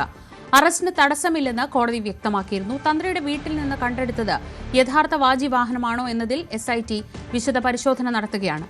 ദേവസ്വം ബോർഡ് മുൻ അംഗം ശങ്കരദാസിന്റെ മുൻകൂർ ജാമ്യാപേക്ഷയിൽ കൊല്ലം വിജിലൻസ് കോടതി ഇന്ന് വിധി പറയും. കഴിഞ്ഞ ദിവസം തന്ത്രിയുടെ വീട്ടിൽ നിന്ന് കണ്ടെത്തിയ വാജിവാഹനമാണ് SIT കൊല്ലം വിജിലൻസ് കോടതിയിൽ സമർപ്പിച്ചത്. പ്രയാർ ഗോപാലകൃഷ്ണൻ ദേവസ്വം ബോർഡ് പ്രസിഡന്റായിരുന്ന സമയത്താണ് ശബരിമലയിലെ കൊടിമരത്തിൻ്റെ പുനർനിർമ്മാണ പ്രവർത്തനങ്ങൾ നടന്നത്. ഈ സമയത്ത് കൊടിമരത്തിന് മുകളിലുണ്ടായിരുന്ന വാജിവാഹനം തന്ത്രി വീട്ടിലേക്ക് കൊണ്ടുപോവുകയായിരുന്നു. അത് ഈ ദേവവിധിക്കൊക്കെ എതിരായ തരത്തിലുള്ള നടപടിയായെന്ന വിമർശനം ഉയർന്നു വന്നു. ഇപ്പോൾ വിവാദങ്ങൾ ഉയർന്നു വന്ന സാഹചര്യത്തിൽ തന്ത്രി തന്നെ ഈ വാജിവാഹനം തിരികെ ദേവസ്വം ബോർഡ് ഏറ്റെടുക്കണമെന്നാവശ്യപ്പെട്ടൊരു കത്ത് നൽകിയിരുന്നു. പക്ഷേ അപ്പോഴേക്കും കേസുകൾ ഉണ്ടാവുകയും അറസ്റ്റിലേക്ക് കാര്യങ്ങൾ നീങ്ങുകയും ചെയ്ത സാഹചര്യമായി.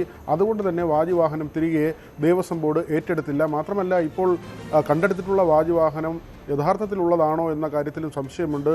യഥാർത്ഥ വാജിവാഹനം ഈ സ്വർണ്ണക്കടത്തുമായി ബന്ധപ്പെട്ട് മറ്റ് ഏതെങ്കിലും രാജ്യത്തിലേക്ക് കടത്തിയോ എന്ന തരത്തിലുള്ള ചില സംശയങ്ങളാണ് ഉയർന്നു വരുന്നത്. അങ്ങനെയെങ്കിൽ ഇപ്പോൾ കണ്ടെടുത്തിട്ടുള്ള വാജിവാഹനം യഥാർത്ഥമല്ല. പിന്നീട് വിവാദങ്ങൾ ഉണ്ടാകുന്ന സമയത്ത് വീണ്ടും ആ തരത്തിൽ ഒരു വാജിവാഹനം നിർമ്മിച്ച് തന്ത്രിയുടെ വീട്ടിൽ വെക്കുകയായിരുന്നു എന്ന തരത്തിലുള്ള ആരോപണങ്ങളാണ് ഒരു വശത്ത് ഉയർന്നു വരുന്നത്. മാത്രമല്ല, നേരത്തെ കട്ടളപ്പാളി കേസിലാണ് തന്ത്രിയുടെ അറസ്റ്റ് രേഖപ്പെടുത്തിയതെങ്കിൽ ദ്വാരപാലക ശില്പങ്ങളുടെ പാളികൾ കടത്തിയ കേസിലും അറസ്റ്റിന് തടസ്സമില്ലെന്ന് കോടതി വ്യക്തമാക്കിയിട്ടുണ്ട്. ഇപ്പോഴും തന്ത്രി റിമാൻഡിൽ കഴിയുന്ന സാഹചര്യമാണ്. അങ്ങനെയെങ്കിൽ മറ്റൊരു അറസ്റ്റ് കൂടി ഉണ്ടാവുകയും വീണ്ടും കൂടുതൽ റിമാൻഡ് എന്ന നിലയിലേക്ക് കാര്യങ്ങൾ എത്തുകയും ചെയ്യും. ശബരിമല സ്വർണ്ണക്കൊള്ളയിൽ ഉണ്ണികൃഷ്ണൻ പോറ്റിയുടെ ജാമ്യാപേക്ഷകൾ തള്ളി. പോറ്റിക്കെതിരായ തെളിവ് ശേഖരണം തുടരുന്നുവെന്ന് പ്രോസിക്യൂഷൻ കോടതിയെ അറിയിച്ചു. 2 കേസുകളിലെ ജാമ്യാപേക്ഷയും കോടതി തള്ളി. 3 മാസമായി ജയിലിൽ തുടരുന്നുവെന്നും ജാമ്യം അനുവദിക്കണമെന്നും പ്രതിഭാഗം വാദിച്ചു. എന്നാൽ ഇനിയും തൊണ്ടി മുതൽ കണ്ടെടുക്കാനുണ്ടെന്ന് SIT കോടതിയെ അറിയിച്ചു. ഇത് അംഗീകരിച്ചാണ് ജാമ്യ ഹർജി തള്ളിയത്. കൊല്ലം വിജിലൻസ് കോടതിയാണ് ജാമ്യാപേക്ഷ തള്ളിയത്. ശബരിമല അഭിഷേക ശേഷമുള്ള നെയ് വിൽപ്പനയിലെ ക്രമക്കേട് ദേശീയ തലത്തിൽ ചർച്ചയാക്കി BJP. ശബരിമലയിൽ ഭരണപക്ഷ തലത്തിലും ഉദ്യോഗസ്ഥ തലത്തിലും വ്യാപക അഴിമതിയാണ് നടക്കുന്നതെന്നാണ് BJPയുടെ ആരോപണം. അതേസമയം ഹൈക്കോടതി ദേവസ്വം ബെഞ്ചിന്റെ നിർദ്ദേശപ്രകാരം ക്രമക്കേട് അന്വേഷിക്കാൻ വിജിലൻസ് ഡയറക്ടർ ഉടൻ പ്രത്യേക സംഘത്തെ നിയോഗിക്കും. അന്വേഷണ പുരോഗതി റിപ്പോർട്ട് 1 മാസത്തിനകം നൽകണമെന്നാണ് കോടതിയുടെ നിർദ്ദേശം. നെയ് വിൽപ്പനയിലൂടെ ലഭിച്ച 13.67 ലക്ഷം രൂപ തിരിച്ചടച്ചില്ലെന്നാണ് കണ്ടെത്തൽ. ശബരിമലയിൽ നെയ്യഭിഷേകം നടത്തിയ ശേഷം ലഭിക്കുന്ന ആദ്യശിഷ്ടം നെയ്യിന്റെ വിൽപ്പന അത് വിറ്റ ശേഷമുള്ള കൃത്യമായ തുക കൗണ്ടറിൽ നൽകിയിട്ടില്ല, ദേവസ്വം ബോർഡിന് നൽകിയിട്ടില്ല എന്നുള്ളതാണ് കണ്ടെത്തൽ. ദേവസ്വം സ്പെഷ്യൽ കമ്മീഷണർ റിപ്പോർട്ടിന്റെ അടിസ്ഥാനത്തിലാണ് ഹൈക്കോടതി ഈ വിഷയത്തിൽ ഇടപെടുന്നതും. ഹൈക്കോടതി ഇതുമായി ബന്ധപ്പെട്ടുള്ള കണക്കുകൾ പരിശോധിച്ചപ്പോൾ തന്നെ ഞെട്ടലാണ് ഹൈക്കോടതി ഇതുമായി ബന്ധപ്പെട്ട് രേഖപ്പെടുത്തിയത്. 13,699,000 രൂപയാണ് ഇതുമായി ബന്ധപ്പെട്ട് ദേവസ്വം ബോർഡിന് തിരിച്ചു കിട്ടാനുള്ളത്. 13,699 പാക്കറ്റുകളാണ് വിറ്റത്. അതായത് 100 മില്ലിയുടെ ഒരു പാക്കറ്റ് 100 രൂപയ്ക്കാണ് വിറ്റുന്നത്. നെയ്യഭിഷേകം നടത്താൻ കഴിയാത്ത ഭക്തർക്കാണ് ഇത്തരത്തിൽ കൗണ്ടറിൽ നിന്നും ആടിയ ശിഷ്ടം നെയ്യ് വാങ്ങാനുള്ള സംവിധാനം ദേവസ്വം ബോർഡ് ഒരുക്കിയത്. നേരത്തെ മേൽശാന്തിയുടെയും തന്ത്രിയുടെയും മുറികളിൽ നിന്നും അത് സ്വകാര്യ വിൽപ്പന നടത്തിയിരുന്ന നെയ്യാണ് ദേവസ്വം ബോർഡ് തന്നെ ഇടപെട്ട് അത് ബോർഡിന്റെ കൗണ്ടറുകളിൽ നിന്നും ലഭിക്കുന്ന ഒരു സാഹചര്യം ഉണ്ടായിരുന്നു. ഇത്തരം കൃത്യമായ കണക്കുകൾ രേഖപ്പെടുത്തുന്ന സാഹചര്യത്തിൽ പോലും ഇത്തരം വലിയ തട്ടിപ്പാണ് നടന്നിട്ടുള്ളത് എന്നുള്ളതാണ് വ്യക്തമാക്കുന്നത്. ഇതുമായി ബന്ധപ്പെട്ട് വിജിലൻസ് ഇതുമായി ബന്ധപ്പെട്ട് അന്വേഷണം നടത്തണം, FIR രജിസ്റ്റർ ചെയ്ത് തന്നെ അന്വേഷണം നടത്തണമെന്നാണ് ഹൈക്കോടതി നിർദ്ദേശിച്ചിരിക്കുന്നത്. 1 മാസത്തിനുള്ളിൽ റിപ്പോർട്ട് സമർപ്പിക്കണം. പക്ഷേ ഈ ഒരു കാര്യം ശബരിമലയും സ്വർണ്ണക്കൊള്ളയുമായി ബന്ധപ്പെട്ടുള്ള വിവാദങ്ങൾ അങ്ങേയറ്റം രൂക്ഷമായിരിക്കുന്ന സാഹചര്യത്തിൽ ശബരിമല സ്വർണ്ണക്കൊള്ളയിൽ CBI അന്വേഷണം വേണമെന്ന് BJP നിരന്തരം ആവശ്യപ്പെടുന്ന സാഹചര്യത്തിൽ ദേശീയ തലത്തിൽ തന്നെ ശബരിമലയിലെ നെയ്യഭിഷേകവുമായി ബന്ധപ്പെട്ടുള്ള നെയ്യ് വിൽപ്പനയിൽ നടത്തിയിട്ടുള്ള ക്രമക്കേടുകളെ കുറിച്ചുള്ള ചർച്ച ദേശീയ തലത്തിൽ തന്നെ വലിയ ചർച്ചയാവുന്ന സാഹചര്യം കൂടിയുണ്ട്. മാത്രമല്ല ഇതുമായി ബന്ധപ്പെട്ട് ചുമതലയുണ്ടായിരുന്ന സുനിൽകുമാർ പോറ്റി എന്ന് പറയുന്ന ഉദ്യോഗസ്ഥനെ ഇതുമായി ബന്ധപ്പെട്ട് സസ്പെൻഡ് ചെയ്തിട്ടുണ്ട്. അദ്ദേഹമാണ് ഇതുമായി ബന്ധപ്പെട്ട ക്രമക്കേട് നടത്തിയത് എന്നുള്ളൊരു കണ്ടെത്തൽ കൂടിയുണ്ട്. ദേവസ്വം ബോർഡ് ലഭിക്കേണ്ടുന്ന തുകയുടെ പകുതിയിൽ പോലും ഇതുമായി ബന്ധപ്പെട്ട് ദേവസ്വം ബോർഡ് കൗണ്ടറിൽ അടച്ചു കണ്ടിട്ടില്ല എന്നുമാണ് ഇതുമായി ബന്ധപ്പെട്ടുള്ള രേഖകൾ പുറത്തുവിടുന്ന സാഹചര്യം. അതാണ് എന്തായാലും ശബരിമലയിലെ നെയ്യഭിഷേകവുമായി ബന്ധപ്പെട്ട് ബാക്കി വരുന്ന ഭക്തർക്ക് നൽകിക്കൊണ്ടിരിക്കുന്ന നെയ്യുടെ കാര്യത്തിലും വൻ ക്രമക്കേടാണ് നടന്നിരിക്കുന്നതെന്നാണ് ദേവസ്വം കമ്മീഷൻ റിപ്പോർട്ട്. അതിൽ ഹൈക്കോടതി ഞെട്ടൽ രേഖപ്പെടുത്തുകയും അന്വേഷണത്തിന് ഉത്തരവിട്ടിട്ടുണ്ട്. 1 മാസത്തിനുള്ളിൽ തന്നെ വിജിലൻസ് ഇതുമായി ബന്ധപ്പെട്ടുള്ള അന്വേഷണ റിപ്പോർട്ട് കോടതിയിൽ സമർപ്പിക്കണമെന്നാണ് ഹൈക്കോടതിയുടെ നിർദ്ദേശം. മകരജ്യോതി ദർശനത്തിനൊരുങ്ങി ശബരിമല സന്നിധാനം. 3:08 മകരസംക്രമ പൂജ. കവടിയാർ കൊട്ടാരത്തിൽ നിന്ന് കൊണ്ടുവന്ന നെയ്യാണ് സംക്രമ പൂജയ്ക്ക് അഭിഷേകം ചെയ്യുക. വൈകിട്ട് 5:30 ശരംകുത്തിയിലെത്തുന്ന തിരുവാഭരണ ഘോഷയാത്രയെ ദേവസ്വം ബോർഡ് പ്രതിനിധികൾ സ്വീകരിക്കും. 6:30 സന്നിധാനത്ത് തിരുവാഭരണ ഘോഷയാത്രയെത്തും. തുടർന്ന് തിരുവാഭരണം ചാർത്തി ദീപാരാധന നടക്കും. അതിനുശേഷമാകും പൊന്നമ്പലമേട്ടിൽ മകരജ്യോതി തെളിയും. മകരവിളക്ക് കാത്തു നിൽക്കുന്ന തീർത്ഥാടക പ്രവാഹങ്ങളുടെ നടുവിലാണ് ശബരിമല സന്നിധാനം. ഇപ്പോൾ വലിയ തിരക്ക്. ഇന്ന് രാവിലെ 11 മണിക്ക് ശേഷം ഇവിടേക്ക് സന്നിധാനത്തേക്ക് പമ്പയിൽ നിന്ന് തീർത്ഥാടകരെ കയറ്റിവിട്ടിട്ടില്ല. പക്ഷേ ഇവിടെ നമ്മൾ കഴിഞ്ഞ ദിവസങ്ങളിൽ കണ്ടതാണ്, തീർത്ഥാടകരാൽ നിറഞ്ഞിരിക്കുകയാണ്. 4 ദിവസം മുൻപും 5 ദിവസം മുൻപുമൊക്കെ ആ തമ്പടിച്ചവർ ഈ മകരവിളക്ക് കാണാൻ ഏറ്റവും അനുയോജ്യമായ സ്ഥലത്തിനടുത്ത് ആ ഷെഡ് കെട്ടിയും ആ തമ്പടിച്ചും ഒക്കെ താമസിക്കുന്നവരെ കൊണ്ട് നിറഞ്ഞിരിക്കുകയാണ് ശബരിമല സന്നിധാനം. എല്ലാം തന്നെ വിവിധ സംസ്ഥാനങ്ങളിൽ നിന്ന് വിവിധ ജില്ലകളിൽ നിന്നൊക്കെ എത്തിയവരാണ് ഇവിടെ എല്ലാം തന്നെ ഇത്രയും ദിവസമായി കാത്തു നിൽക്കുന്നത്. പലരും ദിവസങ്ങളോളമായി തമ്പടിക്കാൻ തുടങ്ങിയിട്ട്. സ്വാമി, എവിടെ നിന്ന് വരുന്നു?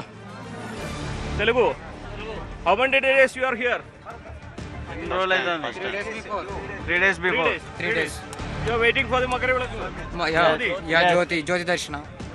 You are under this shed. You are sleeping under this shed. Yeah, yes. This sleeping. Last 2 days back, we are sleeping this place. They are coming from the Hyderabad. You are first time here? Yeah, first time here. Kaniswami. Everybody from Andhra? We are all from Andhra. Andhra, Telangana. Andhra and Telangana. Swami, எங்கே வருது? தமிழ்நாடு. தமிழ்நாடு. ஆமாம். எவ்வளோ ദിവസം இந்த நான் 18 வருஷமா வரேன் madam. இந்த மாதிரி தான் எல்லா வாட்டியும்? ஆமாம், இதே போல தான். ஷீட்டுக்கு தாழே? ஷீட்டுக்கு தாழே எல்லாம் இதே போல. நாங்கள் விரி எடுக்கோம் ஃபர்ஸ்ட் வந்ததெல்லாம். இப்போ வந்து விரி இல்லை. அதனால வந்து நாங்கள் கொஞ்சம் கஷ்டம் தானே? கொஞ்சம் கஷ்டம்தான், இருந்தாலும் கொஞ்சம் சாட்டிஸ்ஃபேக்ஷன் தான். அதுக்கப்புறம் தான் ஐயா இல்லை? ஆமாம், ஐயா இருக்கல்ல. ஐயா இருக்கு. மணலி, சென்னை. எப்படி இருக்கு இந்த சீட்டுக்கு தானே இல்லாம? பரவாயில்ல, கஷ்டமா இருந்தாலும் பரவாயில்ல. நம்ம பார்க்கறது ஐயனை பார்க்க வந்திருக்கோம். ஐயனை பார்க்க வந்துக்கிறோம். எது இருந்தாலும் நம்ம ஏத்துக்கிறோம். அவ்வளவுதான், இன்பத்தும்பெல்லாம் ஏத்துக்கிறோம். அதான ಸ್ವಾಮಿ 3 ದಿವಸ ಆಯ್ತು ಬಂದು. ಇಲ್ಲಿ ಜ್ಯೋತಿ ನೋಡಕ್ ಬಂದಿದ್ದೀವಿ. ಇನ್ನ ಇಲ್ಲೇ ಇದೀವಿ. മംഗളൂരു. അതാണ് വലിയ ബുദ്ധിമുട്ടുകളുണ്ട്, പ്രശ്നങ്ങളുണ്ട്, ഒരുപാട് വിഷമങ്ങളുണ്ട്, ചൂടാണ്, ഭക്ഷണത്തിനും വെള്ളത്തിനും ഒക്കെ കുറവുണ്ട്. പക്ഷെ അതൊന്നുമല്ല, ഇവിടെ അയ്യനെ കാണുക മാത്രമാണ് പ്രധാനമെന്നാണ് ഇവിടെ ഈ ആളുകളൊക്കെ തന്നെ ഒരേപോലെ പറയുന്നത്. എന്താണെങ്കിലും പ്രധാനപ്പെട്ട കാര്യം 2:50 ഇന്നിനി നട തുറക്കുക. 3/8 മകരസംക്രമ പൂജ. അതാണ് ഇന്നത്തെ ഏറ്റവും പ്രധാനപ്പെട്ട ഒരു ചടങ്ങ്. കവടിയാർ കൊട്ടാരത്തിൽ നിന്ന് കൊണ്ടുവന്ന നെയ്യ് കൊണ്ടാണ് അയ്യന് അഭിഷേകം ആ സമയത്തുണ്ടാവുക. തുടർന്ന് തിരുവാഭരണത്തിനായിട്ടുള്ള കാത്തിരിപ്പാണ്. 5:30 ശരംകുത്തിയിൽ തിരുവാഭരണം എത്തും. തുടർന്ന് ക്ഷേത്ര പ്രതിനിധികൾ അവിടെ എത്തി അത് കൂട്ടിക്കൊണ്ടുവരികയാണ്. 6:15 സന്നിധാനത്ത് തിരുവാഭരണം എത്തുന്നു. തുടർന്ന് തിരുവാഭരണം ചാർത്തിയുള്ള ദീപാരാധന. 6:30 ദീപാരാധനയുടെ സമയം. അതിനുശേഷമാണ് പൊന്നമ്പലമേടിൽ മകരദീപം തെളിയുക. എന്നാണെങ്കിലും അതിനായിട്ടുള്ള ഒരു കാത്തിരിപ്പാണ്. ഈ ഒരു ദിവസത്തിനായിട്ടുള്ള കാത്തിരിപ്പിലാണ് ഇവിടെ എത്തിച്ചേർന്ന തീർത്ഥാടകരെല്ലാം. ആ ഒരു നിമിഷത്തിന് ഇനി കേവലം മണിക്കൂറുകൾ മാത്രമാണ് ശേഷിക്കുന്നത്. സന്നിധാനത്ത് നിന്നും അഖിലോട്ട് പറയ്ക്കൊപ്പം CV Anumod, news 18. CSR fund തട്ടിപ്പിൽ ബിജു രാധാകൃഷ്ണന് വേണ്ടി സംസ്ഥാനത്താകെ വലവിരിച്ചു പോലീസ്. തട്ടിപ്പിനെ സംബന്ധിച്ച ന്യൂസ് 18 വാർത്ത പുറത്തു വന്നതിന് പിന്നാലെ ബിജുവിനെതിരെ പോലീസിന് പരാതികൾ ലഭിച്ചു. പുറത്തുവന്ന പരാതികൾ പ്രകാരം 1.5 കോടിയിലധികം രൂപയാണ് ബിജു തട്ടിയെടുത്തത്. ഇതോടെ നടപടിയെടുക്കാൻ DGPക്ക് മുഖ്യമന്ത്രി നിർദ്ദേശം നൽകുകയായിരുന്നു. News 18 big impact. സോളാർ തട്ടിപ്പ് കേസിലെ പ്രതി ബിജു രാധാകൃഷ്ണന്റെ CSR തട്ടിപ്പുമായി ബന്ധപ്പെട്ട വിവരങ്ങൾ കൃത്യമായ തെളിവുകൾ സഹിതം ന്യൂസ് 18 പുറത്തുവിട്ടതിന് പിന്നാലെയാണ് പരാതിക്കാർ രംഗത്തെത്തിയിരിക്കുന്നത്. 2 പരാതികളാണ് ഇപ്പോൾ ഇതുമായി ബന്ധപ്പെട്ട് ഉയർന്നിരിക്കുന്നത്. മലപ്പുറം സ്വദേശിയായ റിൻഷാദ് മുഖ്യമന്ത്രിക്ക് സംബന്ധിച്ച പരാതി അയച്ചിരിക്കുന്നു. മുഖ്യമന്ത്രിയുടെ ഓഫീസിൽ നിന്നും DGPക്ക് കൈമാറുകയും DGP കൊച്ചി സിറ്റി പോലീസ് കമ്മീഷണറോട് സംബന്ധിച്ച് അന്വേഷിക്കാൻ നിർദ്ദേശം നൽകുകയും ചെയ്തിരിക്കുന്നു. പല ഘട്ടങ്ങളിലായി 20 ലക്ഷം രൂപയോളം തനിക്ക് നഷ്ടപ്പെട്ടു എന്നാണ് റിൻഷാദ് പറയുന്നത്. ആദ്യഘട്ടത്തിൽ സാന്ത്വനം എന്ന പേരിലുള്ള ഒരു ട്രസ്റ്റ് ആരംഭിക്കുന്നതിനായി തന്നെ സമീപിച്ചു. അതിൻ്റെ ചെലവിലേക്ക് 5 ലക്ഷം രൂപ നൽകുന്നു. പിന്നീട് വയോജനങ്ങളുടെയും കുട്ടികളുടെയും ഒരു പുനരധിവാസ കേന്ദ്രമെന്ന രീതിയിലൊക്കെ സ്ഥലം കാണുകയും കോട്ടനാട് 1 ഏക്കറുള്ള സ്ഥലം വാങ്ങാൻ 5 ഏക്കറുള്ള സ്ഥലം വാങ്ങാൻ ഉദ്ദേശിക്കുകയും ചെയ്തു. ഇതിൻ്റെ വിശദമായ പ്രോജക്റ്റ് തയ്യാറാക്കുകയും ഈ പ്രോജക്റ്റിനായുള്ള ആവശ്യത്ത് എന്ന രീതിയിൽ പല വട്ടങ്ങളിലായി ആണ് പണം വാങ്ങിയെടുത്ത് 20 ലക്ഷത്തിലധികം രൂപ തനിക്ക് കാര്യത്തിൽ നഷ്ടപ്പെട്ടിട്ടുണ്ട്. പണം നഷ്ടപ്പെട്ടു എന്ന് തിരിച്ചറിഞ്ഞപ്പോൾ പനമ്പള്ളി നഗറിലെ ഓഫീസിലെത്തിയെങ്കിലും ആ ഓഫീസ് പൂട്ടി അവിടെ നിന്നും ബിജുവും കൂട്ടരും മുങ്ങുകയായിരുന്നു. പിന്നീട് ഫോൺ നമ്പറിലടക്കം വിളിച്ച് ബന്ധപ്പെടാൻ ശ്രമിച്ചിട്ട് നടന്നിട്ടുമില്ല. ബിജുവിനൊപ്പം ഉണ്ടായിരുന്ന അഭിഭാഷക തന്നെ വിളിച്ച് വകവരുത്തുമെന്ന് ഭീഷണിപ്പെടുത്തിയെന്നടക്കമുള്ള കാര്യങ്ങളും റിൻഷാദ് വെളിപ്പെടുത്തുന്നു. ജോർജ് എന്നുള്ള രീതിയിലാണ് പുള്ളി പറഞ്ഞതും അങ്ങനെ സംസാരിച്ച് അങ്ങനെ പരിചയപ്പെട്ട് കാര്യങ്ങൾ സംസാരിച്ചു. ഒരു 200 വീടുകളുടെ കൺസ്ട്രക്ഷൻ ഏലിയാസിന് ചെയ്തു തരാം എന്ന് പറഞ്ഞ് വർക്ക് CSR ഫണ്ട് വഴി വരുന്ന ഫണ്ടാണ് 45 കോടി രൂപയുടെ വർക്ക്. അത് ഏലിയാസിന് സെൻട്രൽ ഗവൺമെൻറ്റിൻ്റെ ഫണ്ട് അത് വഴി എടുത്തു തരാമെന്ന് പറഞ്ഞിട്ട് പുള്ളി ഇങ്ങനെ സംസാരിച്ചു. ഞാനത് വിശ്വസിച്ച് നമ്മുടെ ബിസിനസ്സും തകർന്നു. നമുക്ക് ഇൻവെസ്റ്റേഴ്സ് ഉണ്ടായിരുന്നു. ഞാൻ ട്രേഡിംഗ് ആണ് ചെയ്തത്. അപ്പോൾ ആ ഫണ്ട് എടുത്തിട്ടാണ് നമ്മൾ ഇത് റോൾ ചെയ്ത് ഇതിപ്പോൾ 6 മാസം കഴിഞ്ഞാൽ കിട്ടുമല്ലോ എന്ന് ഓർത്തിട്ടാണ് അങ്ങനെ ചീറ്റിംഗ് ആണ്, പക്കാ ചീറ്റിംഗ് നമുക്ക്. അങ്കമാലി സ്വദേശിയായ ഏലിയാസ് ആണ് ബിജുവിനെതിരെ പരാതിയുമായി വന്നിരിക്കുന്ന മറ്റൊരാൾ. ഈ ആദ്യ പരാതിക്കാരൻ്റെ സമാനമായ രീതിയിൽ തന്നെ ഒരു വീടുകളുടെ 200-ലധികം വീടുകളുടെ നിർമ്മാണവുമായി ബന്ധപ്പെട്ട വലിയ ഒരു പ്രോജക്റ്റുമായി ബന്ധപ്പെട്ടും ഒരു ബാങ്ക് സ്ഥാപിക്കുന്നതുമായി ബന്ധപ്പെട്ടുമാണ് ഏലിയാസിനോട് ബിജു ഇടപാടുകൾ നടത്തിയത്. പല ഘട്ടങ്ങളിലായി 1.5 കോടിയോളം രൂപ തന്നിൽ നിന്നും ബിജു വാങ്ങിയെടുത്തുവെന്നാണ് ഏലിയാസ് പറയുന്നത്. തനിക്ക് പരിചയമുള്ള ചില വൈദികരാണ് തന്നെ ബിജുവുമായി ബന്ധപ്പെടുത്തിയത്. അതുകൊണ്ട് തന്നെ ഒരു തട്ടിപ്പുകാരനാണ് എന്ന ഒരു സംശയം തനിക്ക് ഉണ്ടായിരുന്നില്ല. ഒപ്പം മോഹൻ സുന്ദര വാഗ്ദാനങ്ങൾ പലപ്പോഴായി തനിക്ക് നൽകുകയും ചെയ്തു. ഈ തട്ടിപ്പിൽ താൻ വീണുപോവുകയും പിന്നീട് ബിജു രാധാകൃഷ്ണനെ ഏറെ വൈകിയാണ് തിരിച്ചറിയാൻ കഴിയുകയും ചെയ്ത്. തിരിച്ചറിഞ്ഞു കഴിഞ്ഞപ്പോഴേക്കും പനമ്പള്ളി നഗറിലെ തന്നെ ഓഫീസിൽ ആയിരുന്നു ഏലിയാസും ഇടപാടുകൾ നടത്തിയത്. ആ ഓഫീസ് അടച്ച് പൂട്ടി ബിജു രക്ഷപ്പെടുകയായിരുന്നു. പലരിൽ നിന്നായി കടം വാങ്ങിയും തൻ്റെ ബിസിനസ് പങ്കാളികളായ ആളുകളിൽ നിന്നും പണം സമാഹരിച്ചുമൊക്കെയാണ് ഈ തട്ടിപ്പിൽ പണം നിക്ഷേപിച്ചത്. അതുകൊണ്ട് നാട്ടിൽ പോലും നിൽക്കാൻ കഴിയാത്ത അവസ്ഥയിലേക്ക് താൻ മാറി എന്നും ഏലിയാസ് പറയുന്നു. ഒരു നാൾ പുള്ളി എന്നോട് പറയുന്നത്, നമുക്കൊരു ചാരിറ്റബിൾ ട്രസ്റ്റ് ഇൻഷാദ് നമുക്കൊരു ട്രസ്റ്റ് തുടങ്ങാം, ഈ ഒരു ട്രസ്റ്റ് തുടങ്ങും, ഒരു ചാരിറ്റബിൾ ട്രസ്റ്റ് തുടങ്ങും, അതിനുള്ള എല്ലാ കാര്യങ്ങളും ഞാൻ ചെയ്തു തരാമെന്ന് എന്നോട് പറഞ്ഞു ബിജു ജോർജ്. അങ്ങനെയാണ് ഞാൻ പുള്ളിയെ കൂടുതലായിട്ട് കമ്മ്യൂണിക്കേഷൻ ചെയ്യുന്നു. അപ്പോൾ ഞാൻ ചോദിച്ചു പുള്ളിയോട്, ഇത് ആര് തുടങ്ങും? ഞാൻ അഡ്വക്കേറ്റ് അല്ലേ, ഞങ്ങളുടെ ജോലി അതാണല്ലോ, ഇങ്ങനെ ട്രസ്റ്റൊക്കെ ചെയ്തു തരുന്നതല്ല ഞങ്ങളുടെ ജോലി എന്ന് പറഞ്ഞാണ് പുള്ളി എന്നോട് സംസാരിച്ചു. അത് തുടങ്ങുന്ന സമയത്ത് തന്നെ ബിജു എന്നോട് പറഞ്ഞൊരു കാര്യം എന്താ വെച്ചാൽ, ഞാൻ ഒരു കാര്യം ചെയ്യാം, നിങ്ങൾക്ക് CSR ഫണ്ട് നല്ല രീതിയിൽ പോകുന്ന ട്രസ്റ്റുകൾക്ക് ഗവൺമെൻറ്റും അതുപോലെ ഒരുപാട് ടാക്സ് അടക്കുന്ന ആൾക്കാരെ കൂടിയിട്ടുണ്ട്. CSRA ഫണ്ടൊക്കെ ഉണ്ട്.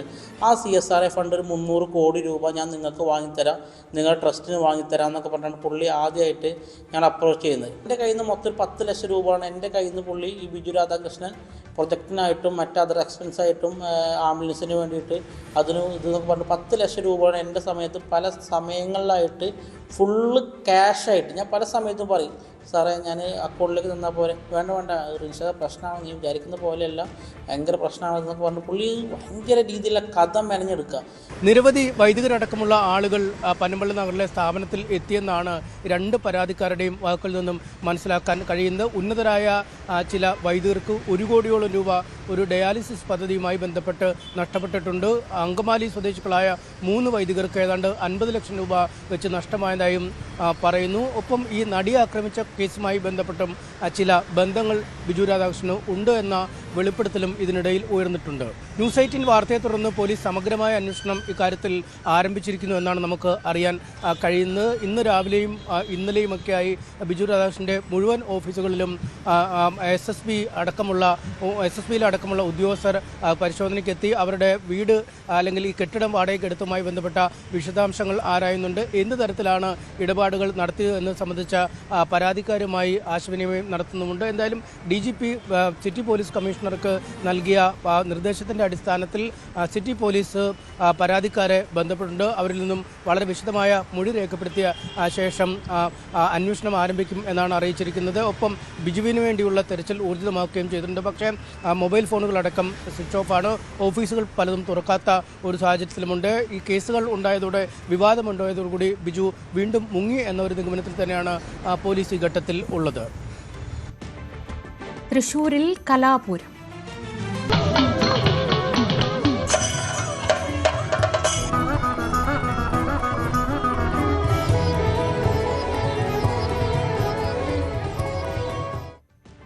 അറുപത്തിനാലാമത് സംസ്ഥാന സ്കൂൾ കലോത്സവത്തിന് തൃശൂരിൽ പ്രൗഢഗംഭീരമായ തുടക്കം.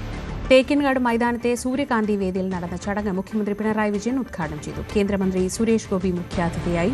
രാഷ്ട്രീയ ആരോപണങ്ങൾക്കും ഉദ്ഘാടനവേദി സാക്ഷ്യം വഹിച്ചു.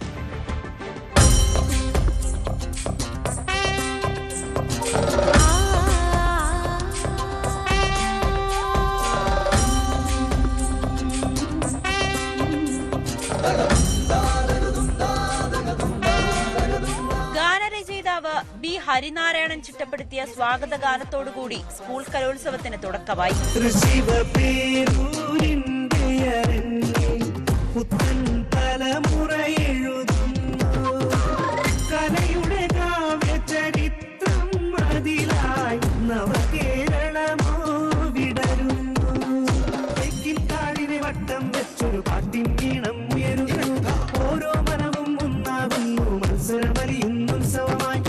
മുഖ്യമന്ത്രി പിണറായി വിജയൻ ചടങ്ങ് ഉദ്ഘാടനം ചെയ്തു. കലാകാരന്മാരെ മതത്തിന്റെ കണ്ണിലൂടെ കാണരുതെന്നും കലയാണ് അവരുടെ മതമെന്നും മുഖ്യമന്ത്രി പറഞ്ഞു. കലാകാരന്മാരെ മതത്തിന്റെ കണ്ണിലൂടെ കാണരുത്, കലാകാരന്മാരായി കാണുക, അതാണ് വേണ്ടത്.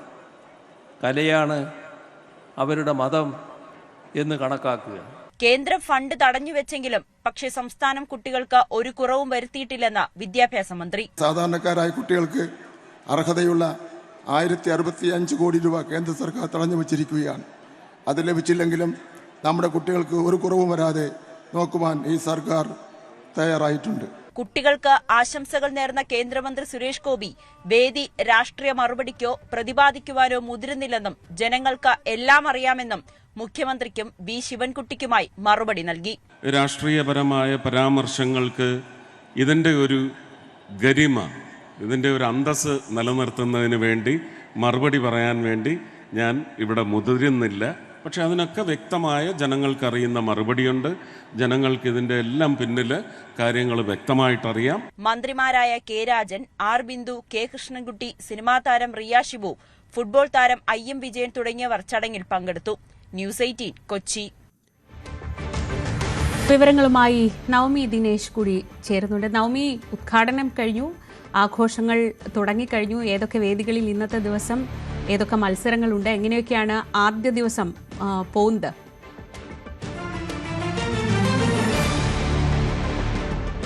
ശ്രീജ, 25 വേദികളിലും മത്സരങ്ങൾ പുരോഗമിച്ചുകൊണ്ടിരിക്കുകയാണ്. നമ്മൾ രാവിലെ സൂചിപ്പിച്ചതുപോലെ തന്നെ പ്രധാന വേദിയായിട്ടുള്ള സൂര്യകാന്തിയിൽ മോഹിനിയാട്ടം നടക്കുകയാണ്. അതോടൊപ്പം വേദി 2 പാരിജാതത്തിൽ ഭരതനാട്യം, നീലക്കുറിഞ്ഞിയിൽ പണിയ നൃത്തം, അങ്ങനെ ഓരോ കലാരൂപങ്ങളായി ഗ്ലാമർ ഇനങ്ങൾ തന്നെയാണ് ഇന്ന് നടക്കുന്നത്. ഉച്ചയ്ക്ക് ശേഷം ഒപ്പന ഉൾപ്പെടെയുള്ളവർ നടക്കുന്നുണ്ട്. ഇപ്പോൾ നിൽക്കുന്നത് വേദി 4 പവിഴമല്ലിയിലാണ്. അവിടെ HSS വിഭാഗത്തിന്റെ മിമിക്രി ആൺകുട്ടികളുടെ കഴിഞ്ഞിരിക്കുകയാണ്. അതിന്റെ ഫലപ്രഖ്യാപനവും കഴിഞ്ഞു. എന്നോടൊപ്പം ഉള്ളത് തൃശൂർ സ്വദേശി തന്നെ ആയിട്ടുള്ള A ഗ്രേഡ് സ്വന്തമാക്കിയ മിമിക്രി കലാകാരൻ എന്ന് തന്നെ നമുക്ക് പറയാൻ കഴിയുന്ന ആൽവിൻ ആന്റണിയാണ്. ആൽവിൻ, ആശംസകൾ. Thank you. ആദ്യമായിട്ടാണ് ഈ ഒരു ഇനത്തിൽ പങ്കെടുക്കുന്നത് അല്ലേ? അതെ, ഫസ്റ്റ് ടൈം. എങ്ങനെയുണ്ടായിരുന്നു ആ ഒരു എക്സ്പീരിയൻസ്? വല്ലാത്ത എക്സ്പീരിയൻസ് ആയിരുന്നു. ടെൻഷനൊക്കെ ഉണ്ടായിരുന്നു അല്ലേ? ഇല്ല, ഞാൻ ഇങ്ങനെ കുറെ സ്റ്റേജ് കയറിയിട്ടുണ്ടെങ്കിൽ ആ ടെൻഷൻ ഇല്ല, ചെറിയൊരു ഇതുണ്ടായിരുന്നു, തെറ്റിപ്പോന്നുള്ളൊരു, വേറെ ഒന്നും ഉണ്ടായിരുന്നില്ല. A ഗ്രേഡ് കിട്ടി, വളരെ സന്തോഷമായി. ആൽവിന്റെ കുടുംബം ഇവിടെയുണ്ട്, ആൽവിന്റെ ആശാൻ ഇവിടെയുണ്ട്. അതിനു മുൻപ് നമുക്ക് പ്രേക്ഷകർക്ക് വേണ്ടി ഒരു 2 മിമിക്രി ഇവിടെ കാണിച്ചാലോ? 2. ഓക്കെ. விஜய் கிரவுண்ட் எல்லாம் ஓ ஆளுங்கதான், ஆனா ஆடியன்ஸ் எல்லாம் ஒரு நம்ம பார்க்க போறேன். கேள்விப்பட்டிருக்கியா? ஆட்ட நாயக்க വീണ്ടും പിന്നെ ആരൊക്കെയാണ്? നസ്ലി എന്ത് പണ്ടാറോടവൻ കയറി വന്നപ്പോ ഒരു 5 ഡയലോഗും എനിക്കാണെങ്കിൽ പൊളിച്ചിട്ട് പിന്നെ എന്റെ ആവശ്യമായി പോയി. എനിക്ക് കിട്ടിയില്ല, നിനക്ക് കിട്ടൂല, അവസാനം നീ കരയും പോലെ അനുഭവം കൊണ്ട് പറയണ്. മുൻപ് കലോത്സവ വേദികളിലൊക്കെ പോയിട്ട് ഈ മിമിക്രി ഒക്കെ കാണാറുണ്ടായിരുന്നോ? കാണാറാ, ടിവിയിലൊക്കെ മറ്റേ ഈ പള്ളിപ്പെരുന്നാളൊക്കെ വരുമ്പോഴൊക്കെ ചെയ്യണുണ്ട്. അപ്പൊ ഇതെങ്ങനെ ചെയ്യുന്നുള്ളൊരു ഇതുണ്ടായിരുന്നു. ആൽവിന്റെ അമ്മയാണ് മകന്റെ ഉള്ളിലെ ഒരു കലാകാരനെ എപ്പോഴാണ് കണ്ടെത്തിയത്? വീട്ടില് കാണിക്കലുണ്ട്, പക്ഷെ ഞങ്ങള് ഇങ്ങനെ പോയി സമ്മാനം അടിച്ചു ഒന്നും അറിയില്ലായിരുന്നു. ഫസ്റ്റ് ഈ ടൈമാണ് അവൻ ആദ്യമായിട്ട് സ്കൂളില് ഇങ്ങനെ പങ്കെടുത്തത്. ഈ വർഷമുണ്ട്. ചിത്രരചനയും പിന്നെ അതുണ്ട്, പിന്നെ ഡാൻസ് ചെയ്യും. അതിനൊക്കെ മേടിക്കെങ്കിൽ ഇത് ഫോക്കസ് ഉണ്ടായിരുന്നു. ഒട്ടും പ്രതീക്ഷയില്ല. എന്തായാലും ആൽവിന്റെ ആശാനും കൂടി ഇവിടെ നിൽക്കുന്നുണ്ട്. ആശാൻ, എങ്ങനെയുണ്ടായിരുന്നു ശിഷ്യന്റെ പെർഫോമൻസ്? ശരിക്കും പറഞ്ഞാൽ ഇവനേക്കാൾ കൂടുതൽ ടെൻഷൻ എനിക്കായിരുന്നു. പക്ഷെ എന്തായാലും വളരെ സന്തോഷം. കാരണം വെച്ചിട്ടുണ്ടെങ്കിൽ ഇവൻ നന്നായിട്ട് ചെയ്യുന്നുണ്ടായി പ്രാക്ടീസിന്റെ സമയത്തൊക്കെ. അപ്പോൾ അതുപോലെ തന്നെ അതിലും ഭംഗിയായിട്ട് തന്നെ സ്റ്റേജിൽ ചെയ്തു. എന്തായാലും വളരെ സന്തോഷമുണ്ട്. അപ്പം ഒരുപാട് കുട്ടികളുമായി ഇതിനു മുൻപുള്ള കലോത്സവങ്ങളിലൊക്കെ എത്തിയിട്ടുണ്ടാവുമല്ലോ. അതിൽ നിന്നൊക്കെ ഓരോ തവണയും മാറ്റങ്ങൾ വരുന്നുണ്ട്. നമ്മൾ സ്ഥിരം കാണുന്ന കുറച്ച് സാധനങ്ങളുണ്ടല്ലോ, ഈ തീവണ്ടി ആയാലും ചില രാഷ്ട്രീയക്കാരായി, അതിൽ നിന്നൊക്കെ മാറി ഇത്തവണ ഒരുപാട് പെർഫോമൻസ് ഉണ്ടായിട്ടുണ്ട്. ഇപ്പോഴത്തെ കുട്ടികളൊക്കെ പുതിയ താരങ്ങളെയാണ് അവതരിപ്പിക്കുന്നത്. ഇപ്പോൾ ആൽവിനാണെങ്കിൽ തന്നെ ചെയ്ത താരങ്ങളൊക്കെ പുതിയ ന്യൂ ജനറേഷൻ താരങ്ങളാണ്. എല്ലാം ഒക്കെ പെർഫെക്ഷനാണ്. ഞാൻ അവന് പ്രാക്ടീസ് ചെയ്യാൻ വരുമ്പോൾ തന്നെ ഞാൻ അവരെ സംഭവങ്ങൾ എടുക്കുമ്പോൾ അത് വളരെ പെർഫെക്ഷനായിട്ടാണ് അവൻ ചെയ്തിരുന്നത്. അപ്പോൾ എനിക്ക് അതുകൊണ്ട് തന്നെ അധികം പണിയെടുക്കേണ്ടി വന്നിട്ടില്ല. പിന്നെ അതിൻ്റെ ഒരു മോഡുലേഷനും ടൈമിങ്ങും കാര്യങ്ങളൊക്കെ നമ്മൾ പറഞ്ഞു കൊടുക്കുക എന്നുള്ള, അവൻ തന്നെ കറക്റ്റായിട്ട് എല്ലാം ചെയ്തതാണ്. നമ്മളത് ഒരാളായിട്ട് നിന്നു എന്നുള്ളൂ. കാരണം വെച്ചിട്ടുണ്ടെങ്കിൽ അവനെല്ലാം കറക്റ്റ് സ്റ്റേജ് ബാലൻസിങ് മൈക്കൊക്കെ കറക്റ്റായിട്ട് ചെയ്യാനറിയാം. ഇനിയിപ്പോൾ അടുത്ത സ്റ്റേജിലൊക്കെ ശരിക്കും പറഞ്ഞപ്പോൾ എൻ്റെ ആവശ്യം പറ്റില്ല എനിക്ക് തോന്നുന്നു. കാരണം പുള്ളി തന്നെ ഇങ്ങനെ ചെയ്തോളും. എന്നാലും നമ്മൾ സപ്പോർട്ട് ചെയ്യാനുണ്ടാവും, എപ്പോഴും കൂടെ ഉണ്ടാവും. ഇവിടെ വിധി പ്രഖ്യാപിക്കുന്നതിന് മുൻപ് പറഞ്ഞത്, ജഡ്ജസ് പറഞ്ഞത് ആവർത്തന വിരസതയുണ്ടായിരുന്നു എന്നുള്ളതാണ്. അത് ഇപ്പോഴും അങ്ങനെയുണ്ടല്ലേ? സ്ഥിരം പിടിക്കുന്ന ഒരു, അതായത് ഇപ്പോൾ ഈ കുറേ സംഭവങ്ങൾ ഇങ്ങനെ നമ്മൾ സ്ഥിരം മത്സരവേദികളിൽ കണ്ടുവരുന്ന സംഭവങ്ങൾ തന്നെയാണ് കൂടുതലും മത്സരാർത്ഥികളൊക്കെ ചെയ്തുകൊണ്ടിരിക്കുന്നത്. അപ്പം അതിൽ നിന്ന് വ്യത്യസ്തമായിട്ടാണ് ആൽവിൻ ചെയ്ത സ്റ്റാറുകളും കാര്യങ്ങളൊക്കെ അധികാരം ഇവിടെ ചെയ്തിട്ടില്ല. അപ്പോൾ അതുകൊണ്ട് തന്നെയാണ് അവൻ്റെ ആ ഒരു ഇതിൽ ജഡ്ജസ് മാർക്ക് ഇട്ടതും. ആ ഒരു പെർഫെക്ഷനും പിന്നെ ടൈമിങ്ങും ആ ഒരു അവൻ്റെ പ്രസന്റ് ഒക്കെ നല്ലതായിരുന്നു. അതുകൊണ്ട് തന്നെയാണ് അത്. ആൽവിനെ കൂടാതെ മറ്റ് ശിഷ്യന്മാരാരെങ്കിലും ഉണ്ടോ ഇവിടെ? ഞാനിപ്പോൾ ഇവിടെ വന്നപ്പോഴാണ് ഇവിടെ ചെയ്തൊരു ശിക്ഷണം ഞാൻ പണ്ട് പഠിപ്പിച്ചിട്ടുണ്ട്. അപ്പോൾ എനിക്ക് മനസ്സിലായില്ല, ഞാൻ വലുതായി. അപ്പോൾ എൻ്റെ അടുത്ത് വന്നിട്ട് മാഷെ എന്നെ പണ്ട് പഠിപ്പിച്ചിട്ടുണ്ട് എന്ന് പറഞ്ഞിട്ട് ഇങ്ങോട്ട് വന്ന് പരിചയപ്പെടുകയാണ് ചെയ്തത്. പിന്നെ ഞാൻ പഠിപ്പിച്ചൊരു പെൺകുട്ടി അടുത്ത മിമിക്രിക്ക് ഇവിടെ ഇപ്പോൾ പഠിപ്പിച്ചതല്ല, ഞാൻ ഇതിക്ക് മുമ്പ് പഠിപ്പിച്ചിട്ടുണ്ടായിരുന്നു. അപ്പോൾ ആ പെൺകുട്ടി ഇപ്പോൾ ഇവിടെ മത്സരിക്കാൻ വന്നിട്ടുണ്ട്. ഇപ്പോൾ എന്നെ കണ്ടപ്പോൾ കൂടി ഒന്ന് പാരൻസ് കൂടി വന്ന് സംസാരിച്ചു. അപ്പോൾ ഇങ്ങനെ നമ്മുടെ ശിഷ്യഗണങ്ങളൊക്കെ ഇങ്ങനെയൊക്കെ വരുമ്പോൾ കാണാൻ സാധിക്കുന്നതിൽ വളരെ സന്തോഷം. ആൽവിന്റെ കൂട്ടുകാരൻ്റെ മകനാണ്. അപ്പോൾ ആളെ ഞാൻ വളരെ ഭംഗിയായിട്ടുള്ള പെർഫോമൻസ് ആയിരുന്നു. പിന്നെ ഞാനൊന്നും പ്രതീക്ഷിച്ചിട്ടില്ല ഇത്രയൊന്നും. പക്ഷേ ഇന്ന് വന്നപ്പോൾ വളരെ സന്തോഷമായി. ഞങ്ങൾക്ക് നല്ല രീതിയിൽ A ഗ്രേഡ് കിട്ടിയാൽ പുള്ളിക്ക്. അതുകൊണ്ട് എല്ലാം നല്ല രീതിയിൽ ചെയ്തു. പിന്നെ ഞങ്ങളുടെ ഈ കൂടെയുള്ള ആശാൻ എന്ന് പറയുന്നത് ഞങ്ങൾക്ക് അങ്ങനെ വളരെ സന്തോഷം അടിച്ചു പൊളിക്കണം ഞങ്ങൾക്ക്. ഇതിന്റെ ഒരു ആഘോഷം ഇതിന്റെ ബാക്കിയായിട്ടുണ്ടാവും. അതോടൊപ്പം തന്നെ ഒരു നൃത്ത അധ്യാപകൻ കൂടി നമ്മളോടൊപ്പം ചേരുന്നുണ്ട്. അനിയനാണ്, അതുകൂടി ഉണ്ട്. ആൽവിന്റെ അച്ഛന്റെ അനിയനാണ്, നൃത്ത അധ്യാപകൻ കൂടിയാണ്. ശിഷ്യന്മാർ ഇവിടെ ഇറങ്ങുന്നുണ്ടെന്ന് തോന്നുന്നല്ലേ? ശിഷ്യകൾ അതെ, തിരുവാതിര ഉണ്ട്, ഗ്രൂപ്പ് ഡാൻസ്, ഫോക്ക് എല്ലാം ഇറങ്ങുന്നുണ്ട്. കുറച്ച് നാളുകളായിട്ട് ഇറങ്ങുന്നുണ്ട്, വർഷങ്ങളായിട്ടുണ്ട്. നമ്മള് ഗ്രേഡ് വാങ്ങിച്ച് പോവാറുണ്ട്. പ്രതീക്ഷിക്കുന്നു. തീർച്ചയായിട്ടും പ്രതീക്ഷയോടെയല്ല എല്ലാവരും വരുന്നത്. അപ്പൊ എന്തായാലും കിട്ടും. നല്ല ടെൻഷൻ ഉണ്ടല്ലോ. ടെൻഷനുണ്ട്, പിന്നെ പിള്ളേരെക്കാളും കൊല്ലം നമുക്കല്ല ടെൻഷൻ. കാരണം ഒന്നെന്ന് പറഞ്ഞാൽ അവരുടെ ആരോഗ്യം, പിന്നെ അവരുടെ പ്രാക്ടീസ് ഇത്രയും നാള് ഒരു 6-7 മാസമായിട്ടുള്ള പ്രാക്ടീസ് അല്ലേ. അപ്പോൾ അവരുടെ ക്ലാസ് പോയി, അപ്പോൾ എല്ലാം കൂടെ നമുക്ക് ചിന്തിക്കുമ്പോൾ ലാസ്റ്റ് ചിലപ്പോൾ ഇൻ കേസ് എന്തെങ്കിലും പിള്ളേർക്കെല്ലാം ആരോഗ്യകരമായിട്ട് എല്ലാം ഓക്കെ ആയിരിക്കണം. ദൈവത്തിന്റെ അനുഗ്രഹം കൂടെ ഉണ്ടാവണം. ഈ പ്രാർത്ഥന എപ്പോഴും കഴിയുന്നവരുണ്ടാവും. അപ്പം മുൻപൊക്കെ മുൻപുള്ള കലോത്സവങ്ങളിലൊക്കെ സമയം കൃത്യമായി പാലിക്കാൻ പറ്റാത്തത് വലിയൊരു പ്രശ്നമായി പലപ്പോഴും ഉയർത്തിക്കാട്ടും.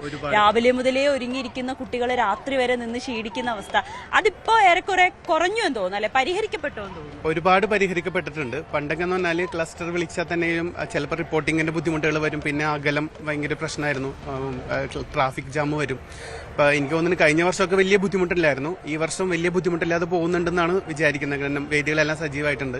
അപ്പോൾ വലിയ ലാഗില്ലാതെ പരിപാടികൾ പോകുന്നുണ്ട്. അങ്ങനെ ആയിരിക്കട്ടെ എന്ന് ഞങ്ങളും ആഗ്രഹിക്കുന്നത്. കാരണം ഒത്തിരി നേരം കൊണ്ട് പിള്ളേർ മേക്കപ്പ് ഒക്കെ ഇട്ട് റെഡി ആയിട്ട് നിൽക്കുന്നതല്ലേ.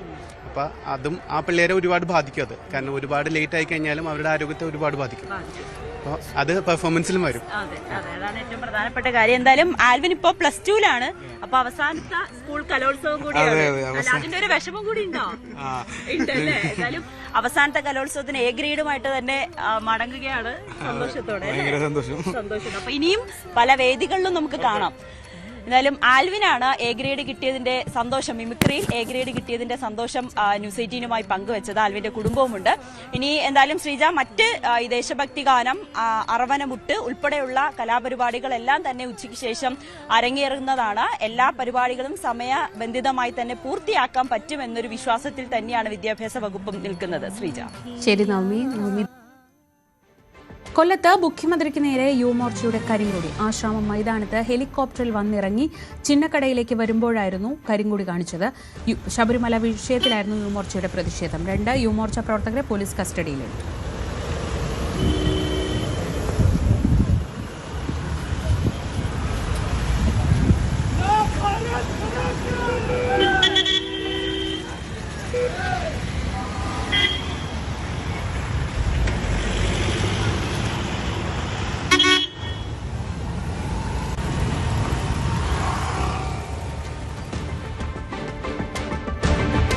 മൂന്നാറിൽ വീണ്ടും വാഹനത്തിൽ വിനോദസഞ്ചാരികളുടെ അപകടയാത്ര. മൂന്നാർ മറയൂർ റോഡിൽ പെരിയവരയ്ക്ക് സമീപമാണ് യുവാക്കൾ കാറിൽ അപകടകരമാം വിധം യാത്ര ചെയ്തത്. കർണാടക രജിസ്ട്രേഷൻ വാഹനത്തിലായിരുന്നു യാത്ര. ദൃശ്യങ്ങൾ പിന്നാലെ എത്തിയ വാഹനയാത്രികർ മൊബൈലിൽ പകർത്തുകയായിരുന്നു. ഇതര സംസ്ഥാനക്കാരായ വിനോദസഞ്ചാരികളാണ് കൂടുതലായി സാഹസിക യാത്രയ്ക്ക് മുതിരുന്നത്.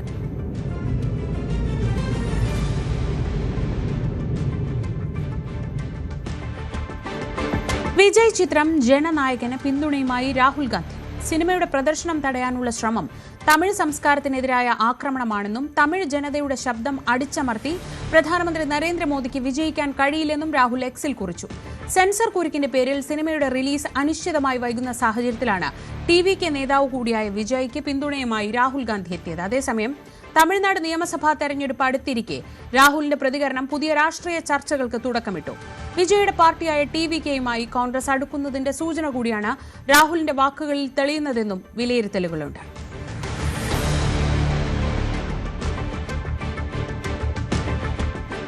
ശ്രീ പത്മനാഭസ്വാമി ക്ഷേത്രത്തിൽ 6 കൊല്ലത്തിലൊരിക്കൽ നടക്കുന്ന മുറജപത്തിന്റെ ഭാഗമായുള്ള ലക്ഷദീപം ചടങ്ങ് ഇന്ന് നടക്കും. ഇതോടനുബന്ധിച്ചുള്ള ട്രയലും ലൈറ്റ് ഷോയും കഴിഞ്ഞ ദിവസം നടന്നു. പത്മതീർത്ഥക്കുളത്തിന് ചുറ്റും സജ്ജീകരിച്ച ലൈറ്റ് ഷോ ഭക്തർക്ക് പുത്തൻ അനുഭവം.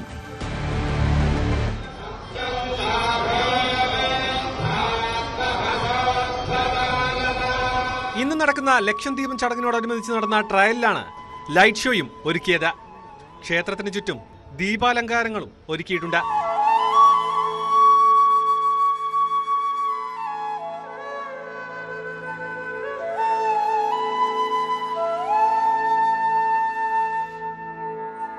സന്ധ്യയ്ക്ക് നടന്ന ജലപൂജയ്ക്ക് ശേഷമാണ് ലൈറ്റ് ഷോ നടന്നത്. പത്മതീർത്ഥക്കുളത്തിന് ചുറ്റും ആയിരക്കണക്കിന് ഭക്തർ ലൈറ്റ് ഷോ കാണാനായി എത്തി.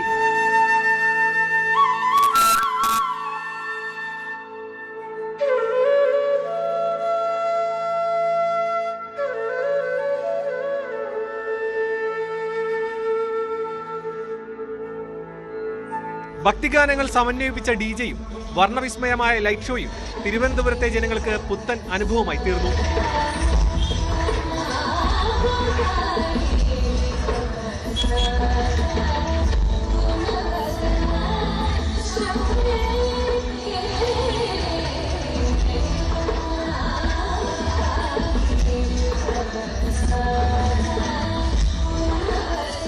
മകരസംക്രാന്തി ദിവസമായ ഇന്നാണ് ലക്ഷദ്വീപം.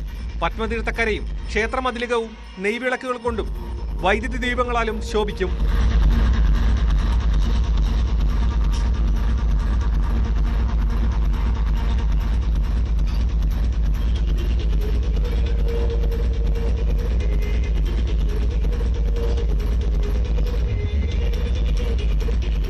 രാത്രി ലക്ഷദ്വീപത്തിന്റെ ഭാഗമായി പൊന്നും ശീവേലി നടക്കും. ഇത് കണ്ടുവണങ്ങാൻ 25,000-ഓളം ഭക്തർ എത്തുമെന്നാണ് പ്രതീക്ഷിക്കുന്നത്. പ്രവേശനം പാസ് മൂലം നിയന്ത്രിച്ചിട്ടുണ്ട്. ചടങ്ങുകളുടെ ഭാഗമായി ക്ഷേത്രത്തിനുള്ളിലും പുറത്തും കനത്ത സുരക്ഷാ സന്നാഹം ഏർപ്പെടുത്തിയിട്ടുണ്ട്.